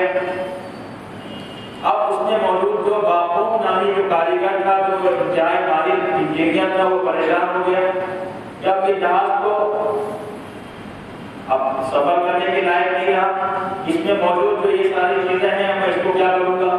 تو اس نے مکہ مکرمہ میں اطلاع بھجوائی، خبر بھجوائی کہ آپ کو اگر ہو سکے تو ہمارے پاس انتہائی اونچی اور اعلیٰ کوالٹی کی لکڑیاں ہیں، سنگمرمر ہیں، لوہے وغیرہ ہیں، آپ اگر خریدنا چاہو تو ہم سے خرید لو۔ اب مکہ مکرمہ کے لوگوں کو تو اس کی ضرورت تھی۔ ہوا یہ تھا کہ جب یہ مشورہ ہو چکا کہ بیت اللہ کی اثر نو تعمیر کرنا ہے، اسی دوران میں خزانہ کعبہ جو اندر موجود ہوا کرتا تھا، اس پر ایک اژدہا اللہ تعالیٰ نے مسلط کر دیا تھا تاکہ خزانہ کعبہ کی حفاظت ہو سکے۔ وہ اژدہا ہمیشہ وہ گڑھے پر خزانہ کعبہ پر بیٹھا ہوا کرتا تھا۔ تو لوگوں نے کہا کہ اس اژدہے کی مصیبت سے کس طرح نجات حاصل کی جائے۔ یہ کہ اژدہا ہے، ہم عمارت تو توڑ دیں گے لیکن وہاں سے اژدہے کو ہٹانا یہ تو ممکن نہیں، مشکل ہے۔ تو یہ ہوا کہ ہم دعا کرتے ہیں ہم سب لوگ جمع ہو جائیں، دعا کریں اللہ تعالیٰ اس مصیبت سے ہم کو چھٹکارا دے۔ تمام لوگ اسی دعوت ندوہ میں جمع ہوئے دعا کرنے کے لیے۔ کہا گیا کہ اس نوجوان محمد ابن عبداللہ نامی نوجوان کو بھی بلا لو۔ آپ نبی نہیں بنائے گئے تھے لیکن لوگوں میں مشہور تھے، بہت زیادہ نیک تھے، متقی پرہیزگار تھے، عبادت گزار تھے، لوگوں میں مشہور تھے۔ لوگ خود اس بات کا اقرار تسلیم کیا کرتے تھے، اقرار کیا کرتے تھے۔ کہا کہ اس نیک نوجوان کو بھی بلاؤ تاکہ وہ بھی ہماری دعا میں شامل ہو سکتا ہے اللہ تعالیٰ ان کی برکت سے دعا قبول فرمائے اور ہم کو اس مصیبت سے نجات دے دے۔ حضور پاک صلی اللہ علیہ وسلم کو بلایا گیا، آپ صلی اللہ علیہ وسلم بھی وہاں دعا میں شامل ہوئے۔ اللہ نے دعا کو قبول فرمایا، جس کے نتیجے میں وہ اژدہا دیوار پر دیکھتا ہوا چڑھتا ہوا اوپر آ کر بیٹھ گیا بیت اللہ کے اوپر ہونے، اور آسمان میں ایک پرندہ جس کا نام مؤرخین نے النسر لکھا ہے، النسر نامی پرندہ نمودار ہوا، انتہا بہت بڑا پرندہ تھا، وہ آیا اور آنے کے بعد اس نے اس اژدہے کو اپنے پنجوں میں پکڑا اور اس کے بعد اس کو لے کے آسمان میں اڑ گیا، غائب ہو گیا۔ اس اژدہے کے متعلق آتا ہے کہ اس اژدہے کے نیچے کا حصہ جو زمین سے متصل تھا سفید کلر کا تھا، اس کی پشت کالی کلر کی تھی، اور اس کا جو آگے کا جو منڈی تھی، اس کا چہرہ تھا وہ بکری کے بچے کے مانند اتنا بڑا اس کا چہرہ تھا۔ اللہ نے اس مصیبت سے نجات دی حضور پاک صلی اللہ علیہ وسلم کی دعا کی برکت سے۔ اس کے بعد یہ ہوا کہ اب اس بیت اللہ کی دیوار کو منہدم کرنا ہے۔ اب یہ اللہ کا محترم گھر ہے، اس کو منہدم کس طرح سے کیا جائے؟ کہیں ایسا نہ ہو کہ ہم اس کو منہدم کرنے جائیں اور اللہ کی طرف سے پکڑ کا معاملہ آ جائے۔ یہ اللہ کا محترم گھر ہے، ہم اس کو چھیڑ چھاڑ کرتے ہیں، اس کو توڑتے ہیں، کہیں اللہ کی طرف سے معاوضہ اور عذاب نہ آ جائے، معاوضہ نہ ہو جائے۔ تو کسی کے اندر ہمت نہیں تھی کہ کوئی اس کو توڑنے کے لیے آگے بڑھے، ہر ایک ڈر اور خوف میں مبتلا تھا۔ تو مغیرہ ولید ابن مغیرہ یہ شخص آگے بڑھے جو انتہائی بہادر، شجاع اور نیڈر تھے۔ یہ شخص آگے بڑھے، کہا کہ میں بیت اللہ کی دیوار کو میں توڑوں گا۔ یاد رکھیں، آپ کو یاد ہوگا حضور پاک صلی اللہ علیہ وسلم کے زمانے میں سیف اللہ کا خطاب آپ صلی اللہ علیہ وسلم نے دیا تھا حضرت خالد کو، حضرت خالد بن ولید۔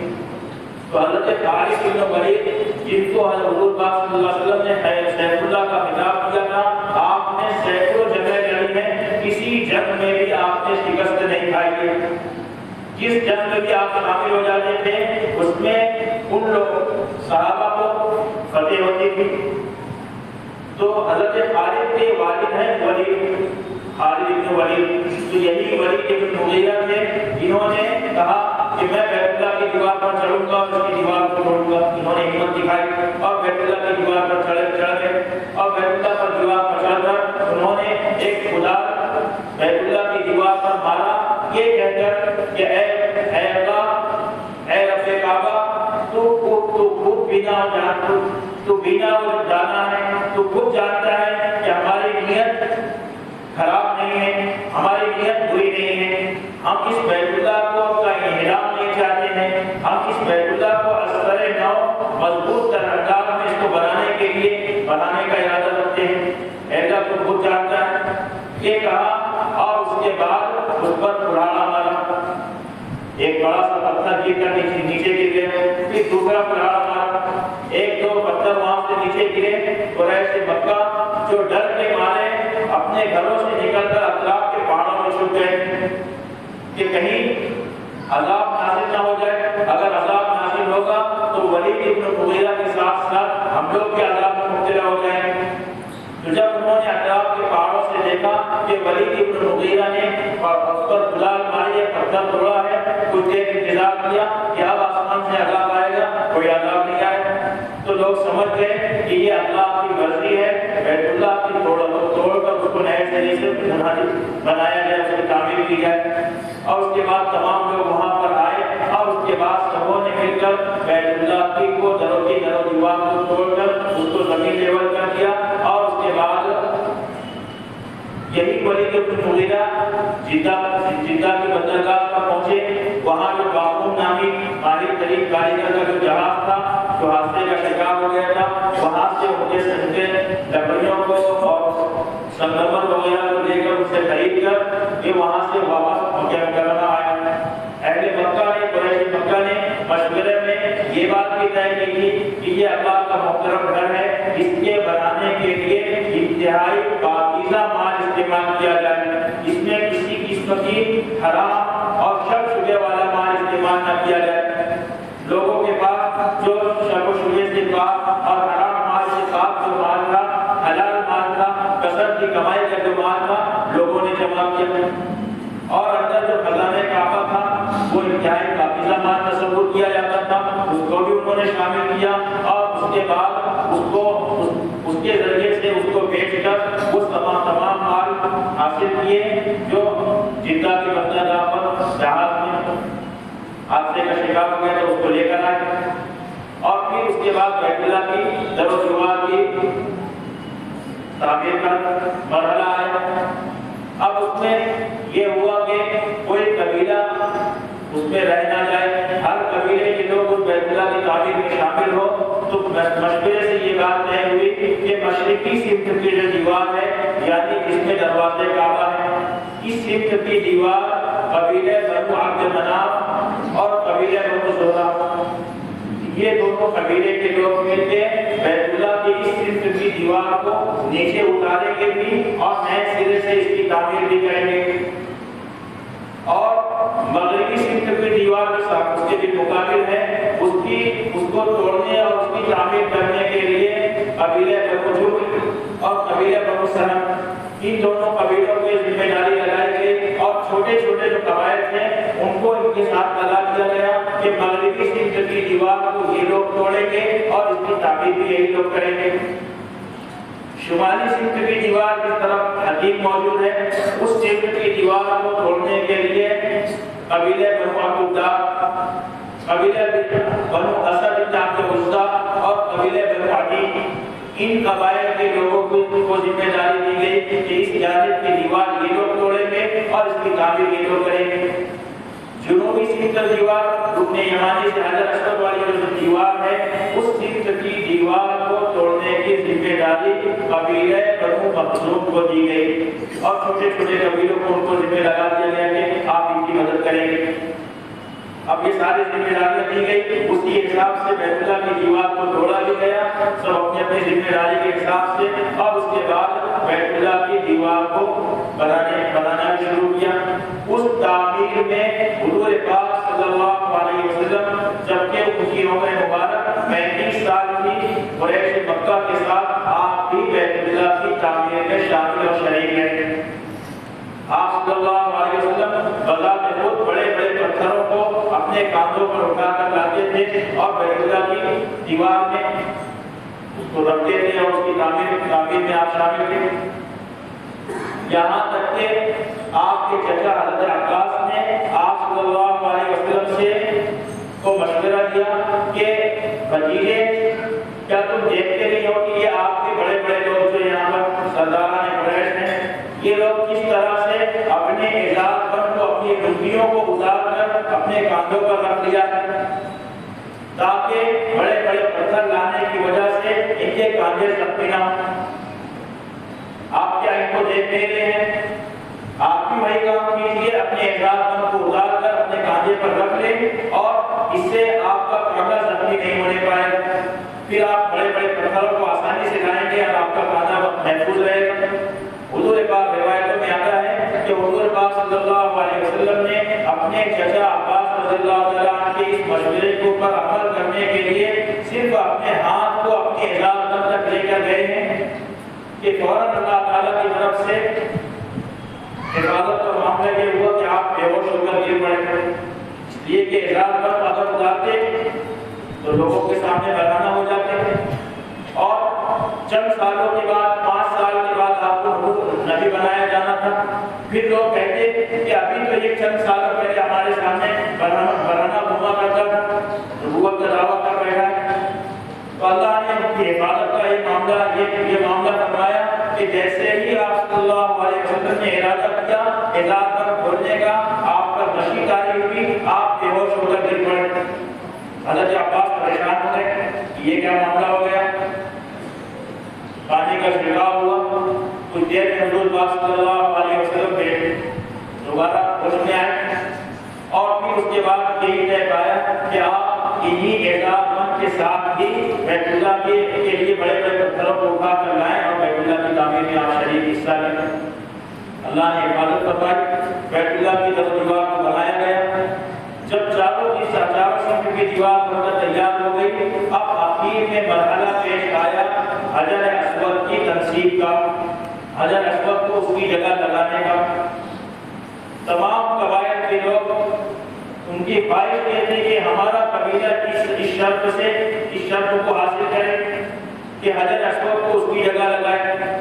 یہاں تک کہ آپس میں ان کے درمیان میں تنازع شروع ہو گیا کہ ہمارا قبیلہ لگائے گا، ایک دوسرا کہنا کہ ہمارا قبیلہ، ہمارا خاندان زیادہ اس بات کا حقدار ہے کہ حجر اسود کو اس کی جگہ پر لگائے۔ نزاع یہاں تک بڑھ گیا، تنازع یہاں تک ہو گیا کہ آپس میں لوگ قسمیں کھانے لگ گئے، حلف اٹھانے لگ گئے اور خون کے اندر پیالے میں خون رکھ کر اس نے اپنی انگلیاں دبائی۔ اس طرح اس زمانے میں حلف لیا جاتا تھا کہ جب تک یہ کام میں انجام نہیں دوں گا کوئی نہیں کرے گا، میرے علاوہ اگر کوئی یہ کام کرے گا تو اس کے ساتھ جنگ کی جائے گی، قتال کیا جائے گا، لڑائی جھگڑا ہوگا۔ تو اس طرح سے لوگ حلف اٹھانے لگے، بات نوبت یہاں تک پہنچ چکی تھی۔ تو کسی سمجھدار نے اس وقت جو بزرگ تھے انہوں نے مشورہ دیا کہ آپس میں جھگڑے سے بہتر یہ ہے کہ یہ کام کیا جائے کہ کل صبح ہم لوگ دیکھتے ہیں سب سے پہلے جو شخص حرم شریف میں آئے گا وہ اس کو ہم اپنا حاکم، اس کو ہم اپنا حکم بنا لیں گے، اس کو ہم اپنا فیصلہ کرنے والا جج بنا لیں گے۔ پھر وہ جو بھی فیصلہ کرے گا، جس کے مطابق بھی فیصلہ کرے گا، ہم تمام لوگ اس کے فیصلے کو مانیں گے۔ سب لوگ اپنے اپنے گھر چلے گئے۔ دوسرے دن صبح سویرے جب یہ لوگ حرم شریف میں پہنچے ہیں تو دیکھتے ہیں کہ حضور پاک صلی اللہ علیہ وسلم پہلے سے حرم مقدس میں حرم شریف میں موجود ہیں۔ سبوں نے بیک زبان ہو کے کہا کہ ھذا الامین رضینا، ارے یہ تو امین ہے، ارے یہ تو امانت دار ہے، ہم اس کی حکم ہونے پر راضی ہیں، اس کے فیصلہ کرنے پر ہم راضی ہیں، ہم اس کو اپنا حکم بناتے ہیں، یہ جو بھی فیصلہ کرے گی ہم اس پر راضی ہیں۔ تمام لوگ متفق ہو گئے اور اس کے بعد آپ صلی اللہ علیہ وسلم کو اپنا حکم بنایا۔ آپ صلی اللہ علیہ وسلم نے مشورہ کیا، آپ صلی اللہ علیہ وسلم نے کہا کہ ایک بڑی سی چادر لائی جائے، بڑی سی چادر لائی گئی۔ اس کے بعد آپ صلی اللہ علیہ وسلم نے اپنے دستے مبارک سے حجر اسود کو اٹھا کر اس چادر پر رکھا اور تمام قبیلے کے افراد کو کہا کہ چاروں طرف سے اس چادر کو پکڑ لیں، اور اس کے بعد سبوں نے اس کو پکڑ کر اٹھا کر حجر اسود کی جگہ پر لائیں۔ اب کوئی یہ نہیں کہہ سکتا تھا کہ میں اس کا حقدار ہوں، سب اس میں شامل تھے، سبوں کا حصہ برابر اس میں شامل اور شریک ہے۔ اور پھر جب حجر اسود کو اس جگہ پر لائے ہیں، آپ صلی اللہ علیہ وسلم نے اپنے ہاتھوں سے، اپنے دستے مبارک سے حجر اسود کو وہاں سے اٹھا کر اس کی حجر اسود کی جگہ پر نصب کر دیا۔ اس زمانے سے لے کر حضور حجر اسود آج تک اسی جگہ نصب ہے۔ بعد میں ایک موقع پر حجر اسود اس کی جگہ سے اٹھا دیا گیا، انشاءاللہ آج اس کا بھی تذکرہ آئے گا۔ حجر اسود کو اس کی جگہ سے نکال دیا گیا، لیکن جگہ بجائے رہی تھی، بعد میں دوبارہ اس حجر اسود کو لایا گیا اور وہاں پر اس کو لگایا گیا۔ تو ایک جو مسئلہ تنازع کا شکل اختیار کر چکا تھا، آپس میں جنگ و جدال کی بات اور نوبت آ چکی تھی، اللہ کے نبی صلی اللہ علیہ وسلم نے اپنی سوجھ بوجھ اور عقلمندی کا مظاہرہ کیا اور اپنے فیصلے کے ذریعے سے اس طرح سے اس معاملے کو آسانی سے نپٹایا۔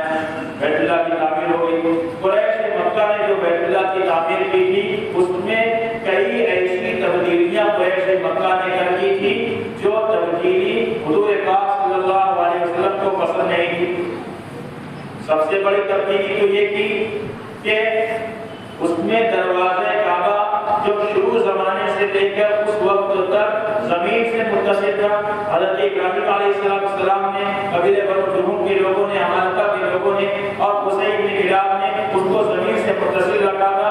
اس کو قریش مکہ نے قد آدم بلندی پر بنا دیا، جیسے آج ہے یہ قد آدم بلندی پر اس کو قریش مکہ نے اٹھا کر بنایا۔ اور اس کی وجہ حضور پاک صلی اللہ علیہ وسلم فرمایا کرتے تھے کہ قریش مکہ نے اس دروازے کعبہ کو قد آدم بلندی پر اس لیے بنایا ہے کہ یہ لوگ نہیں چاہتے تھے کہ ان کی اجازت کے بغیر کوئی شخص بیت اللہ میں داخل ہو سکے۔ یہ اپنے کبر، عجب اور نبوت کی بنیاد پر انہوں نے بیت اللہ کے دروازے کو اوپر اٹھا دیا کہ اب کوئی شخص بغیر ان کی اجازت کے اندر داخل نہیں ہو سکتا۔ یہ تبدیلی انہوں نے کی، اور دوسری تبدیلی انہوں نے یہ کی کہ بیت اللہ کی اندرونی در و دیوار پر مختلف انبیاء کرام کی تصویریں بنا دی۔ یہ کام بھی قریش مکہ نے ایسا کیا جس کو آپ صلی اللہ علیہ وسلم پسند نہیں کرتے تھے۔ اور تیسرا کام یہ کیا کہ ان تصویروں کے ساتھ ساتھ بیت اللہ کے اندرونی حصے میں دو مجسمے بنائے، ایک حضرت ابراہیم علیہ السلام کا، ایک حضرت اسماعیل علیہ السلام کا۔ حضرت اسماعیل علیہ السلام کے ہاتھ میں تیر کمان، اس طرح سے دو مجسمے بنا دیے۔ آپ صلی اللہ علیہ وسلم کو قریش مکہ کی یہ تعبیر پسند نہیں تھی، اور آپ صلی اللہ علیہ وسلم 5 سال کا جب نبی بنا دیے گئے، نبوت کے بعد وہاں ظلم و ستم کا بازار گرم ہو گیا، لوگوں نے آپ صلی اللہ علیہ وسلم کی مخالفت شروع کر دی اور آپ پر ظلم و ستم کا پہاڑ پڑا، صحابہ پر ظلم و ستم کا پہاڑ پڑا۔ آپ صلی اللہ علیہ وسلم اکثر و بیشتر فرمایا کرتے تھے کہ اے عائشہ، اگر تیری قوم کی کفر و شرک کا زمانہ قریب نہ ہوتا، اگر مجھے اس بات کا ڈر اور اندیشہ نہ ہوتا کہ یہ قوم دوبارہ کفر اور شرک میں مبتلا ہو جائے گی، تو میں اس بیت اللہ کو ڈھا دیتا، گرا دیتا، توڑ دیتا، اور اس کے بعد اس بیت اللہ کو نئے سرے سے اس طرز پر بناتا جس طرز پر ابراہیم علیہ السلام نے بیت اللہ کو بنایا ہے۔ آپ صلی اللہ علیہ وسلم اکثر بیٹھ کر اپنی اس بارے کا اعلان فرمایا کرتے تھے، اور اسی کے ساتھ ساتھ قریش مکہ نے سب سے بڑی تبدیلی یہ کی تھی کہ حتیم کے حصے کو باہر نکال دیا۔ یہ تبدیلی اس وقت ہوئی، ہوا یہ کہ انہوں نے مشورہ یہ کیا تھا کہ بیت اللہ کی در و دیوار کی تعمیر میں انتہائی پاکیزہ مال استعمال کیا جائے گا جو کسی شک و شبہ سے پاک ہو، ہر قسم کے شک و شبہ سے پاک ہو، حرام مال استعمال نہ کیا جائے، جو جوا سٹا کھیل کے، جو شراب بیچ کر یا کسی کا حق مار کے اگر حاصل کیا ہوا پیسہ ہے تو وہ ہرگز بیت اللہ کی تعمیر میں استعمال نہ کیا جائے۔ اور بیت اللہ کی تعمیر جب شروع ہوئی تو جتنا ان کے پاس مال و اسباب تھا وہ شارٹ پڑ گیا، کم پڑ گیا۔ تو اب انہوں نے سوچا کہ بیت اللہ کی تعمیر میں ہمارے پاس پیسہ کم ہے، اس لیے ہم کیوں نہ اس جانب یعنی مشرقی سمت کی دیوار کو چھوٹی بنائیں جو 33 زرہ کی تھی۔ مشرقی سمت کی دیوار 33 زرہ کی اور مغربی سمت کی دیوار اس سے 2 زرہ کم 31 زرہ کی تھی۔ تو فرمایا، انہوں نے کہا کہ کیوں نہ ہم اس طرف کی دیوار کو چھوٹا کر دیں۔ تقریباً 6 ہاتھ 1 بالش اتنے حصے کو انہوں نے کم کر دیا، بیت اللہ میں سے باہر نکال دیا اور اتنے حصے کو چھوڑ کر اس شمالی سمت کی دیوار اٹھا دیا، اور باہر جو حصہ انہوں نے چھوڑا تھا وہاں حتیم جیسی ایک آدھی ادھوری کمانی کا دیوار بنا دیا، جو اس بات کی علامت تھی کہ یہ حصہ بھی بیت اللہ کا ہی حصہ ہے۔ مجبوراً اس کو باہر کیا گیا ہے، جب کہیں ہمارے پاس پاکیزہ مال آئے گا تو ہم اس حصے کو دوبارہ بیت اللہ میں شامل کر دیں گے۔ اس نیت سے انہوں نے حتیم کے حصے کو باہر کر دیا تھا۔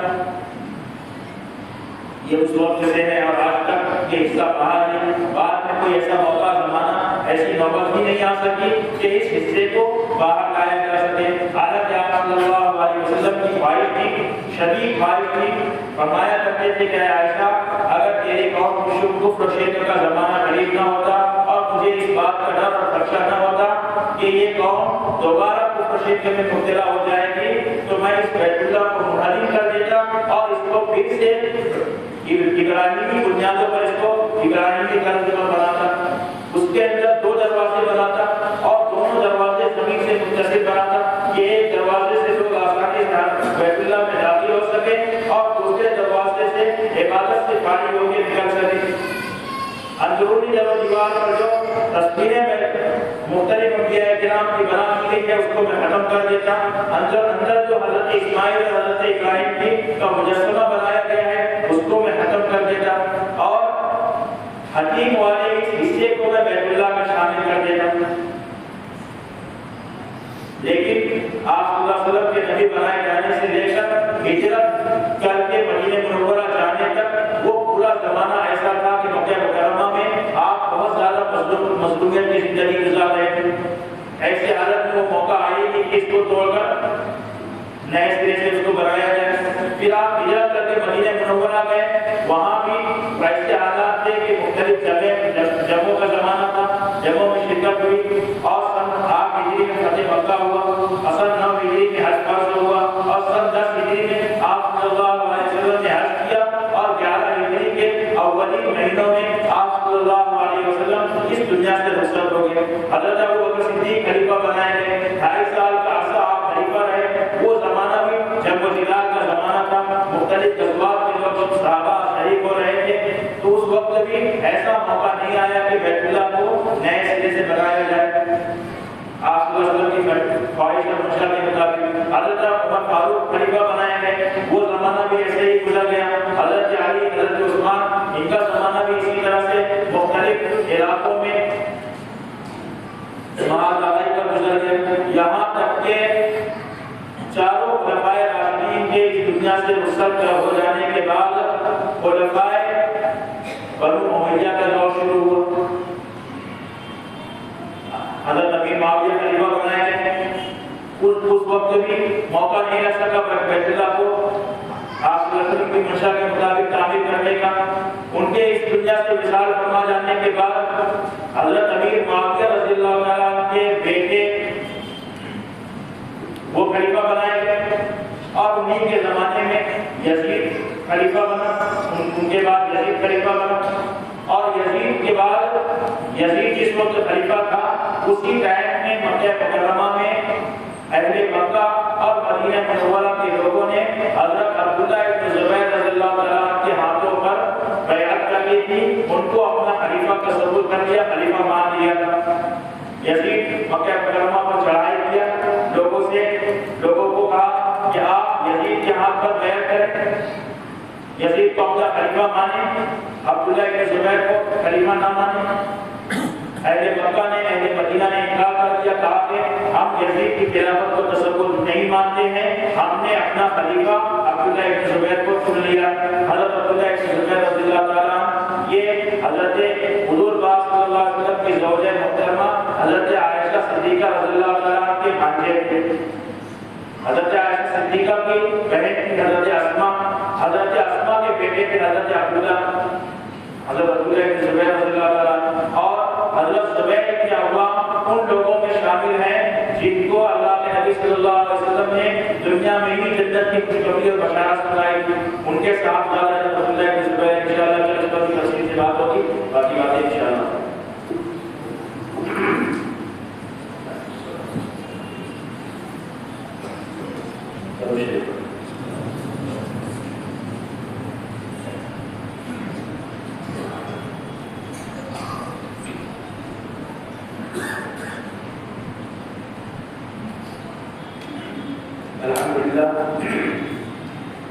سریچہ سے جو ہماری کلاس شروع ہوئی ہے مکہ مکرمہ اور بیت اللہ کی ابتدائی تاریخ سے لے کر آج ہم حضور پاک صلی اللہ علیہ وسلم کے زمانے میں جو بیت اللہ کی تعمیر ہوئی وہاں تشریف آتے تقریباً پوری ہو چکی ہیں. کچھ باتیں ہیں انشاءاللہ وہ بھی آگے آ جائے گی. اس کے بعد حضرت عبداللہ بن زبیر رضی اللہ تعالیٰ نے بیت اللہ کی تعمیر کی تھی. حضرت عبداللہ بن زبیر رضی اللہ تعالیٰ کا بنایا ہوا بیت اللہ صرف 10 سال کا. اور پھر حجاج بن یوسف ثقفی نے بیت اللہ کی تعمیر کی تھی اور حجاج بن یوسف ثقفی کا بنایا ہوا بیت اللہ تقریباً 1039 ہجری تک تھا.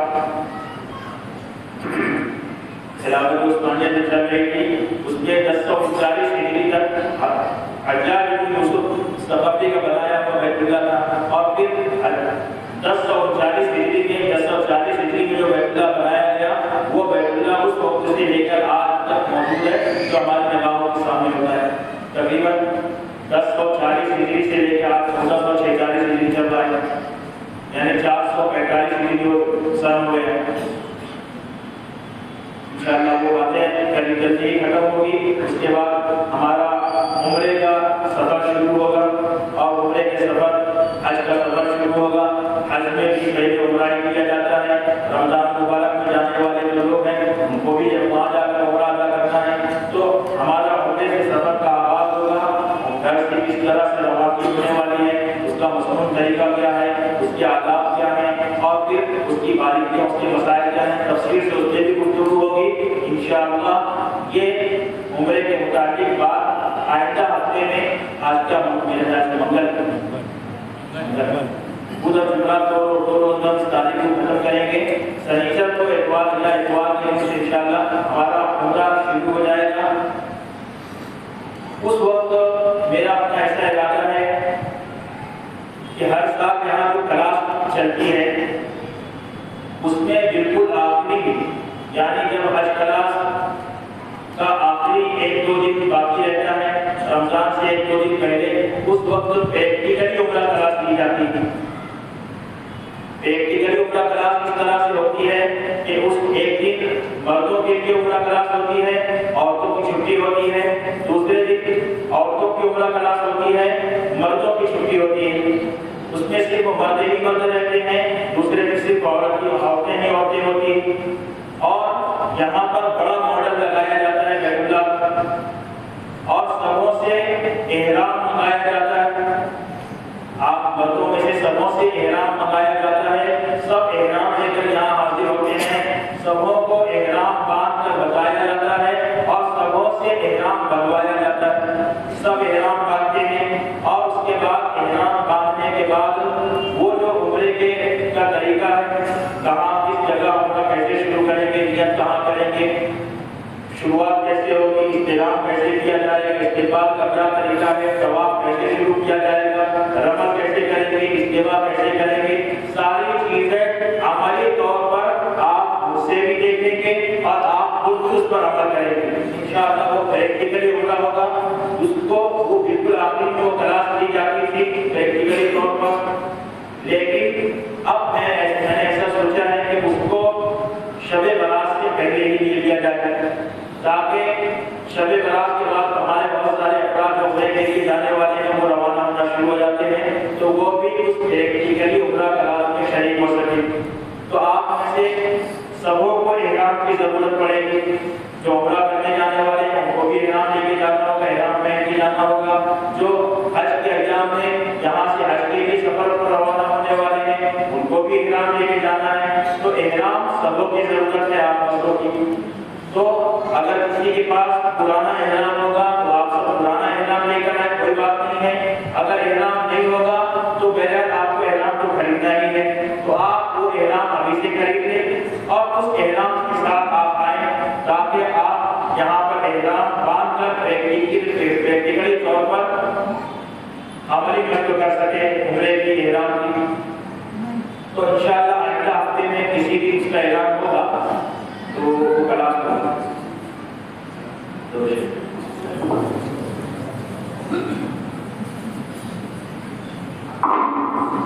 اللهم صل على سيدنا محمد وعلى آل سيدنا محمد وبارك وسلم يا رب صل وسلم دائما ابدا على حبيبك خير الخلق كلهم اللهم انت السلام ومنك السلام فحينا ربنا بالسلام تبارك ربنا وتعالى يا ذا الجلال والإكرام ربنا آتنا في الدنيا حسنة وفي الآخرة حسنة وقنا عذاب النار وأدخلنا الجنة مع الأبرار يا عزيز يا غفار يا رب العالمين سبحان الله والحمد لله ولا إله إلا الله والله أكبر ولا حول ولا قوة إلا بالله العلي العظيم لا إله إلا الله وحده ونصر عبده وأن وهزم الأحزاب وحده.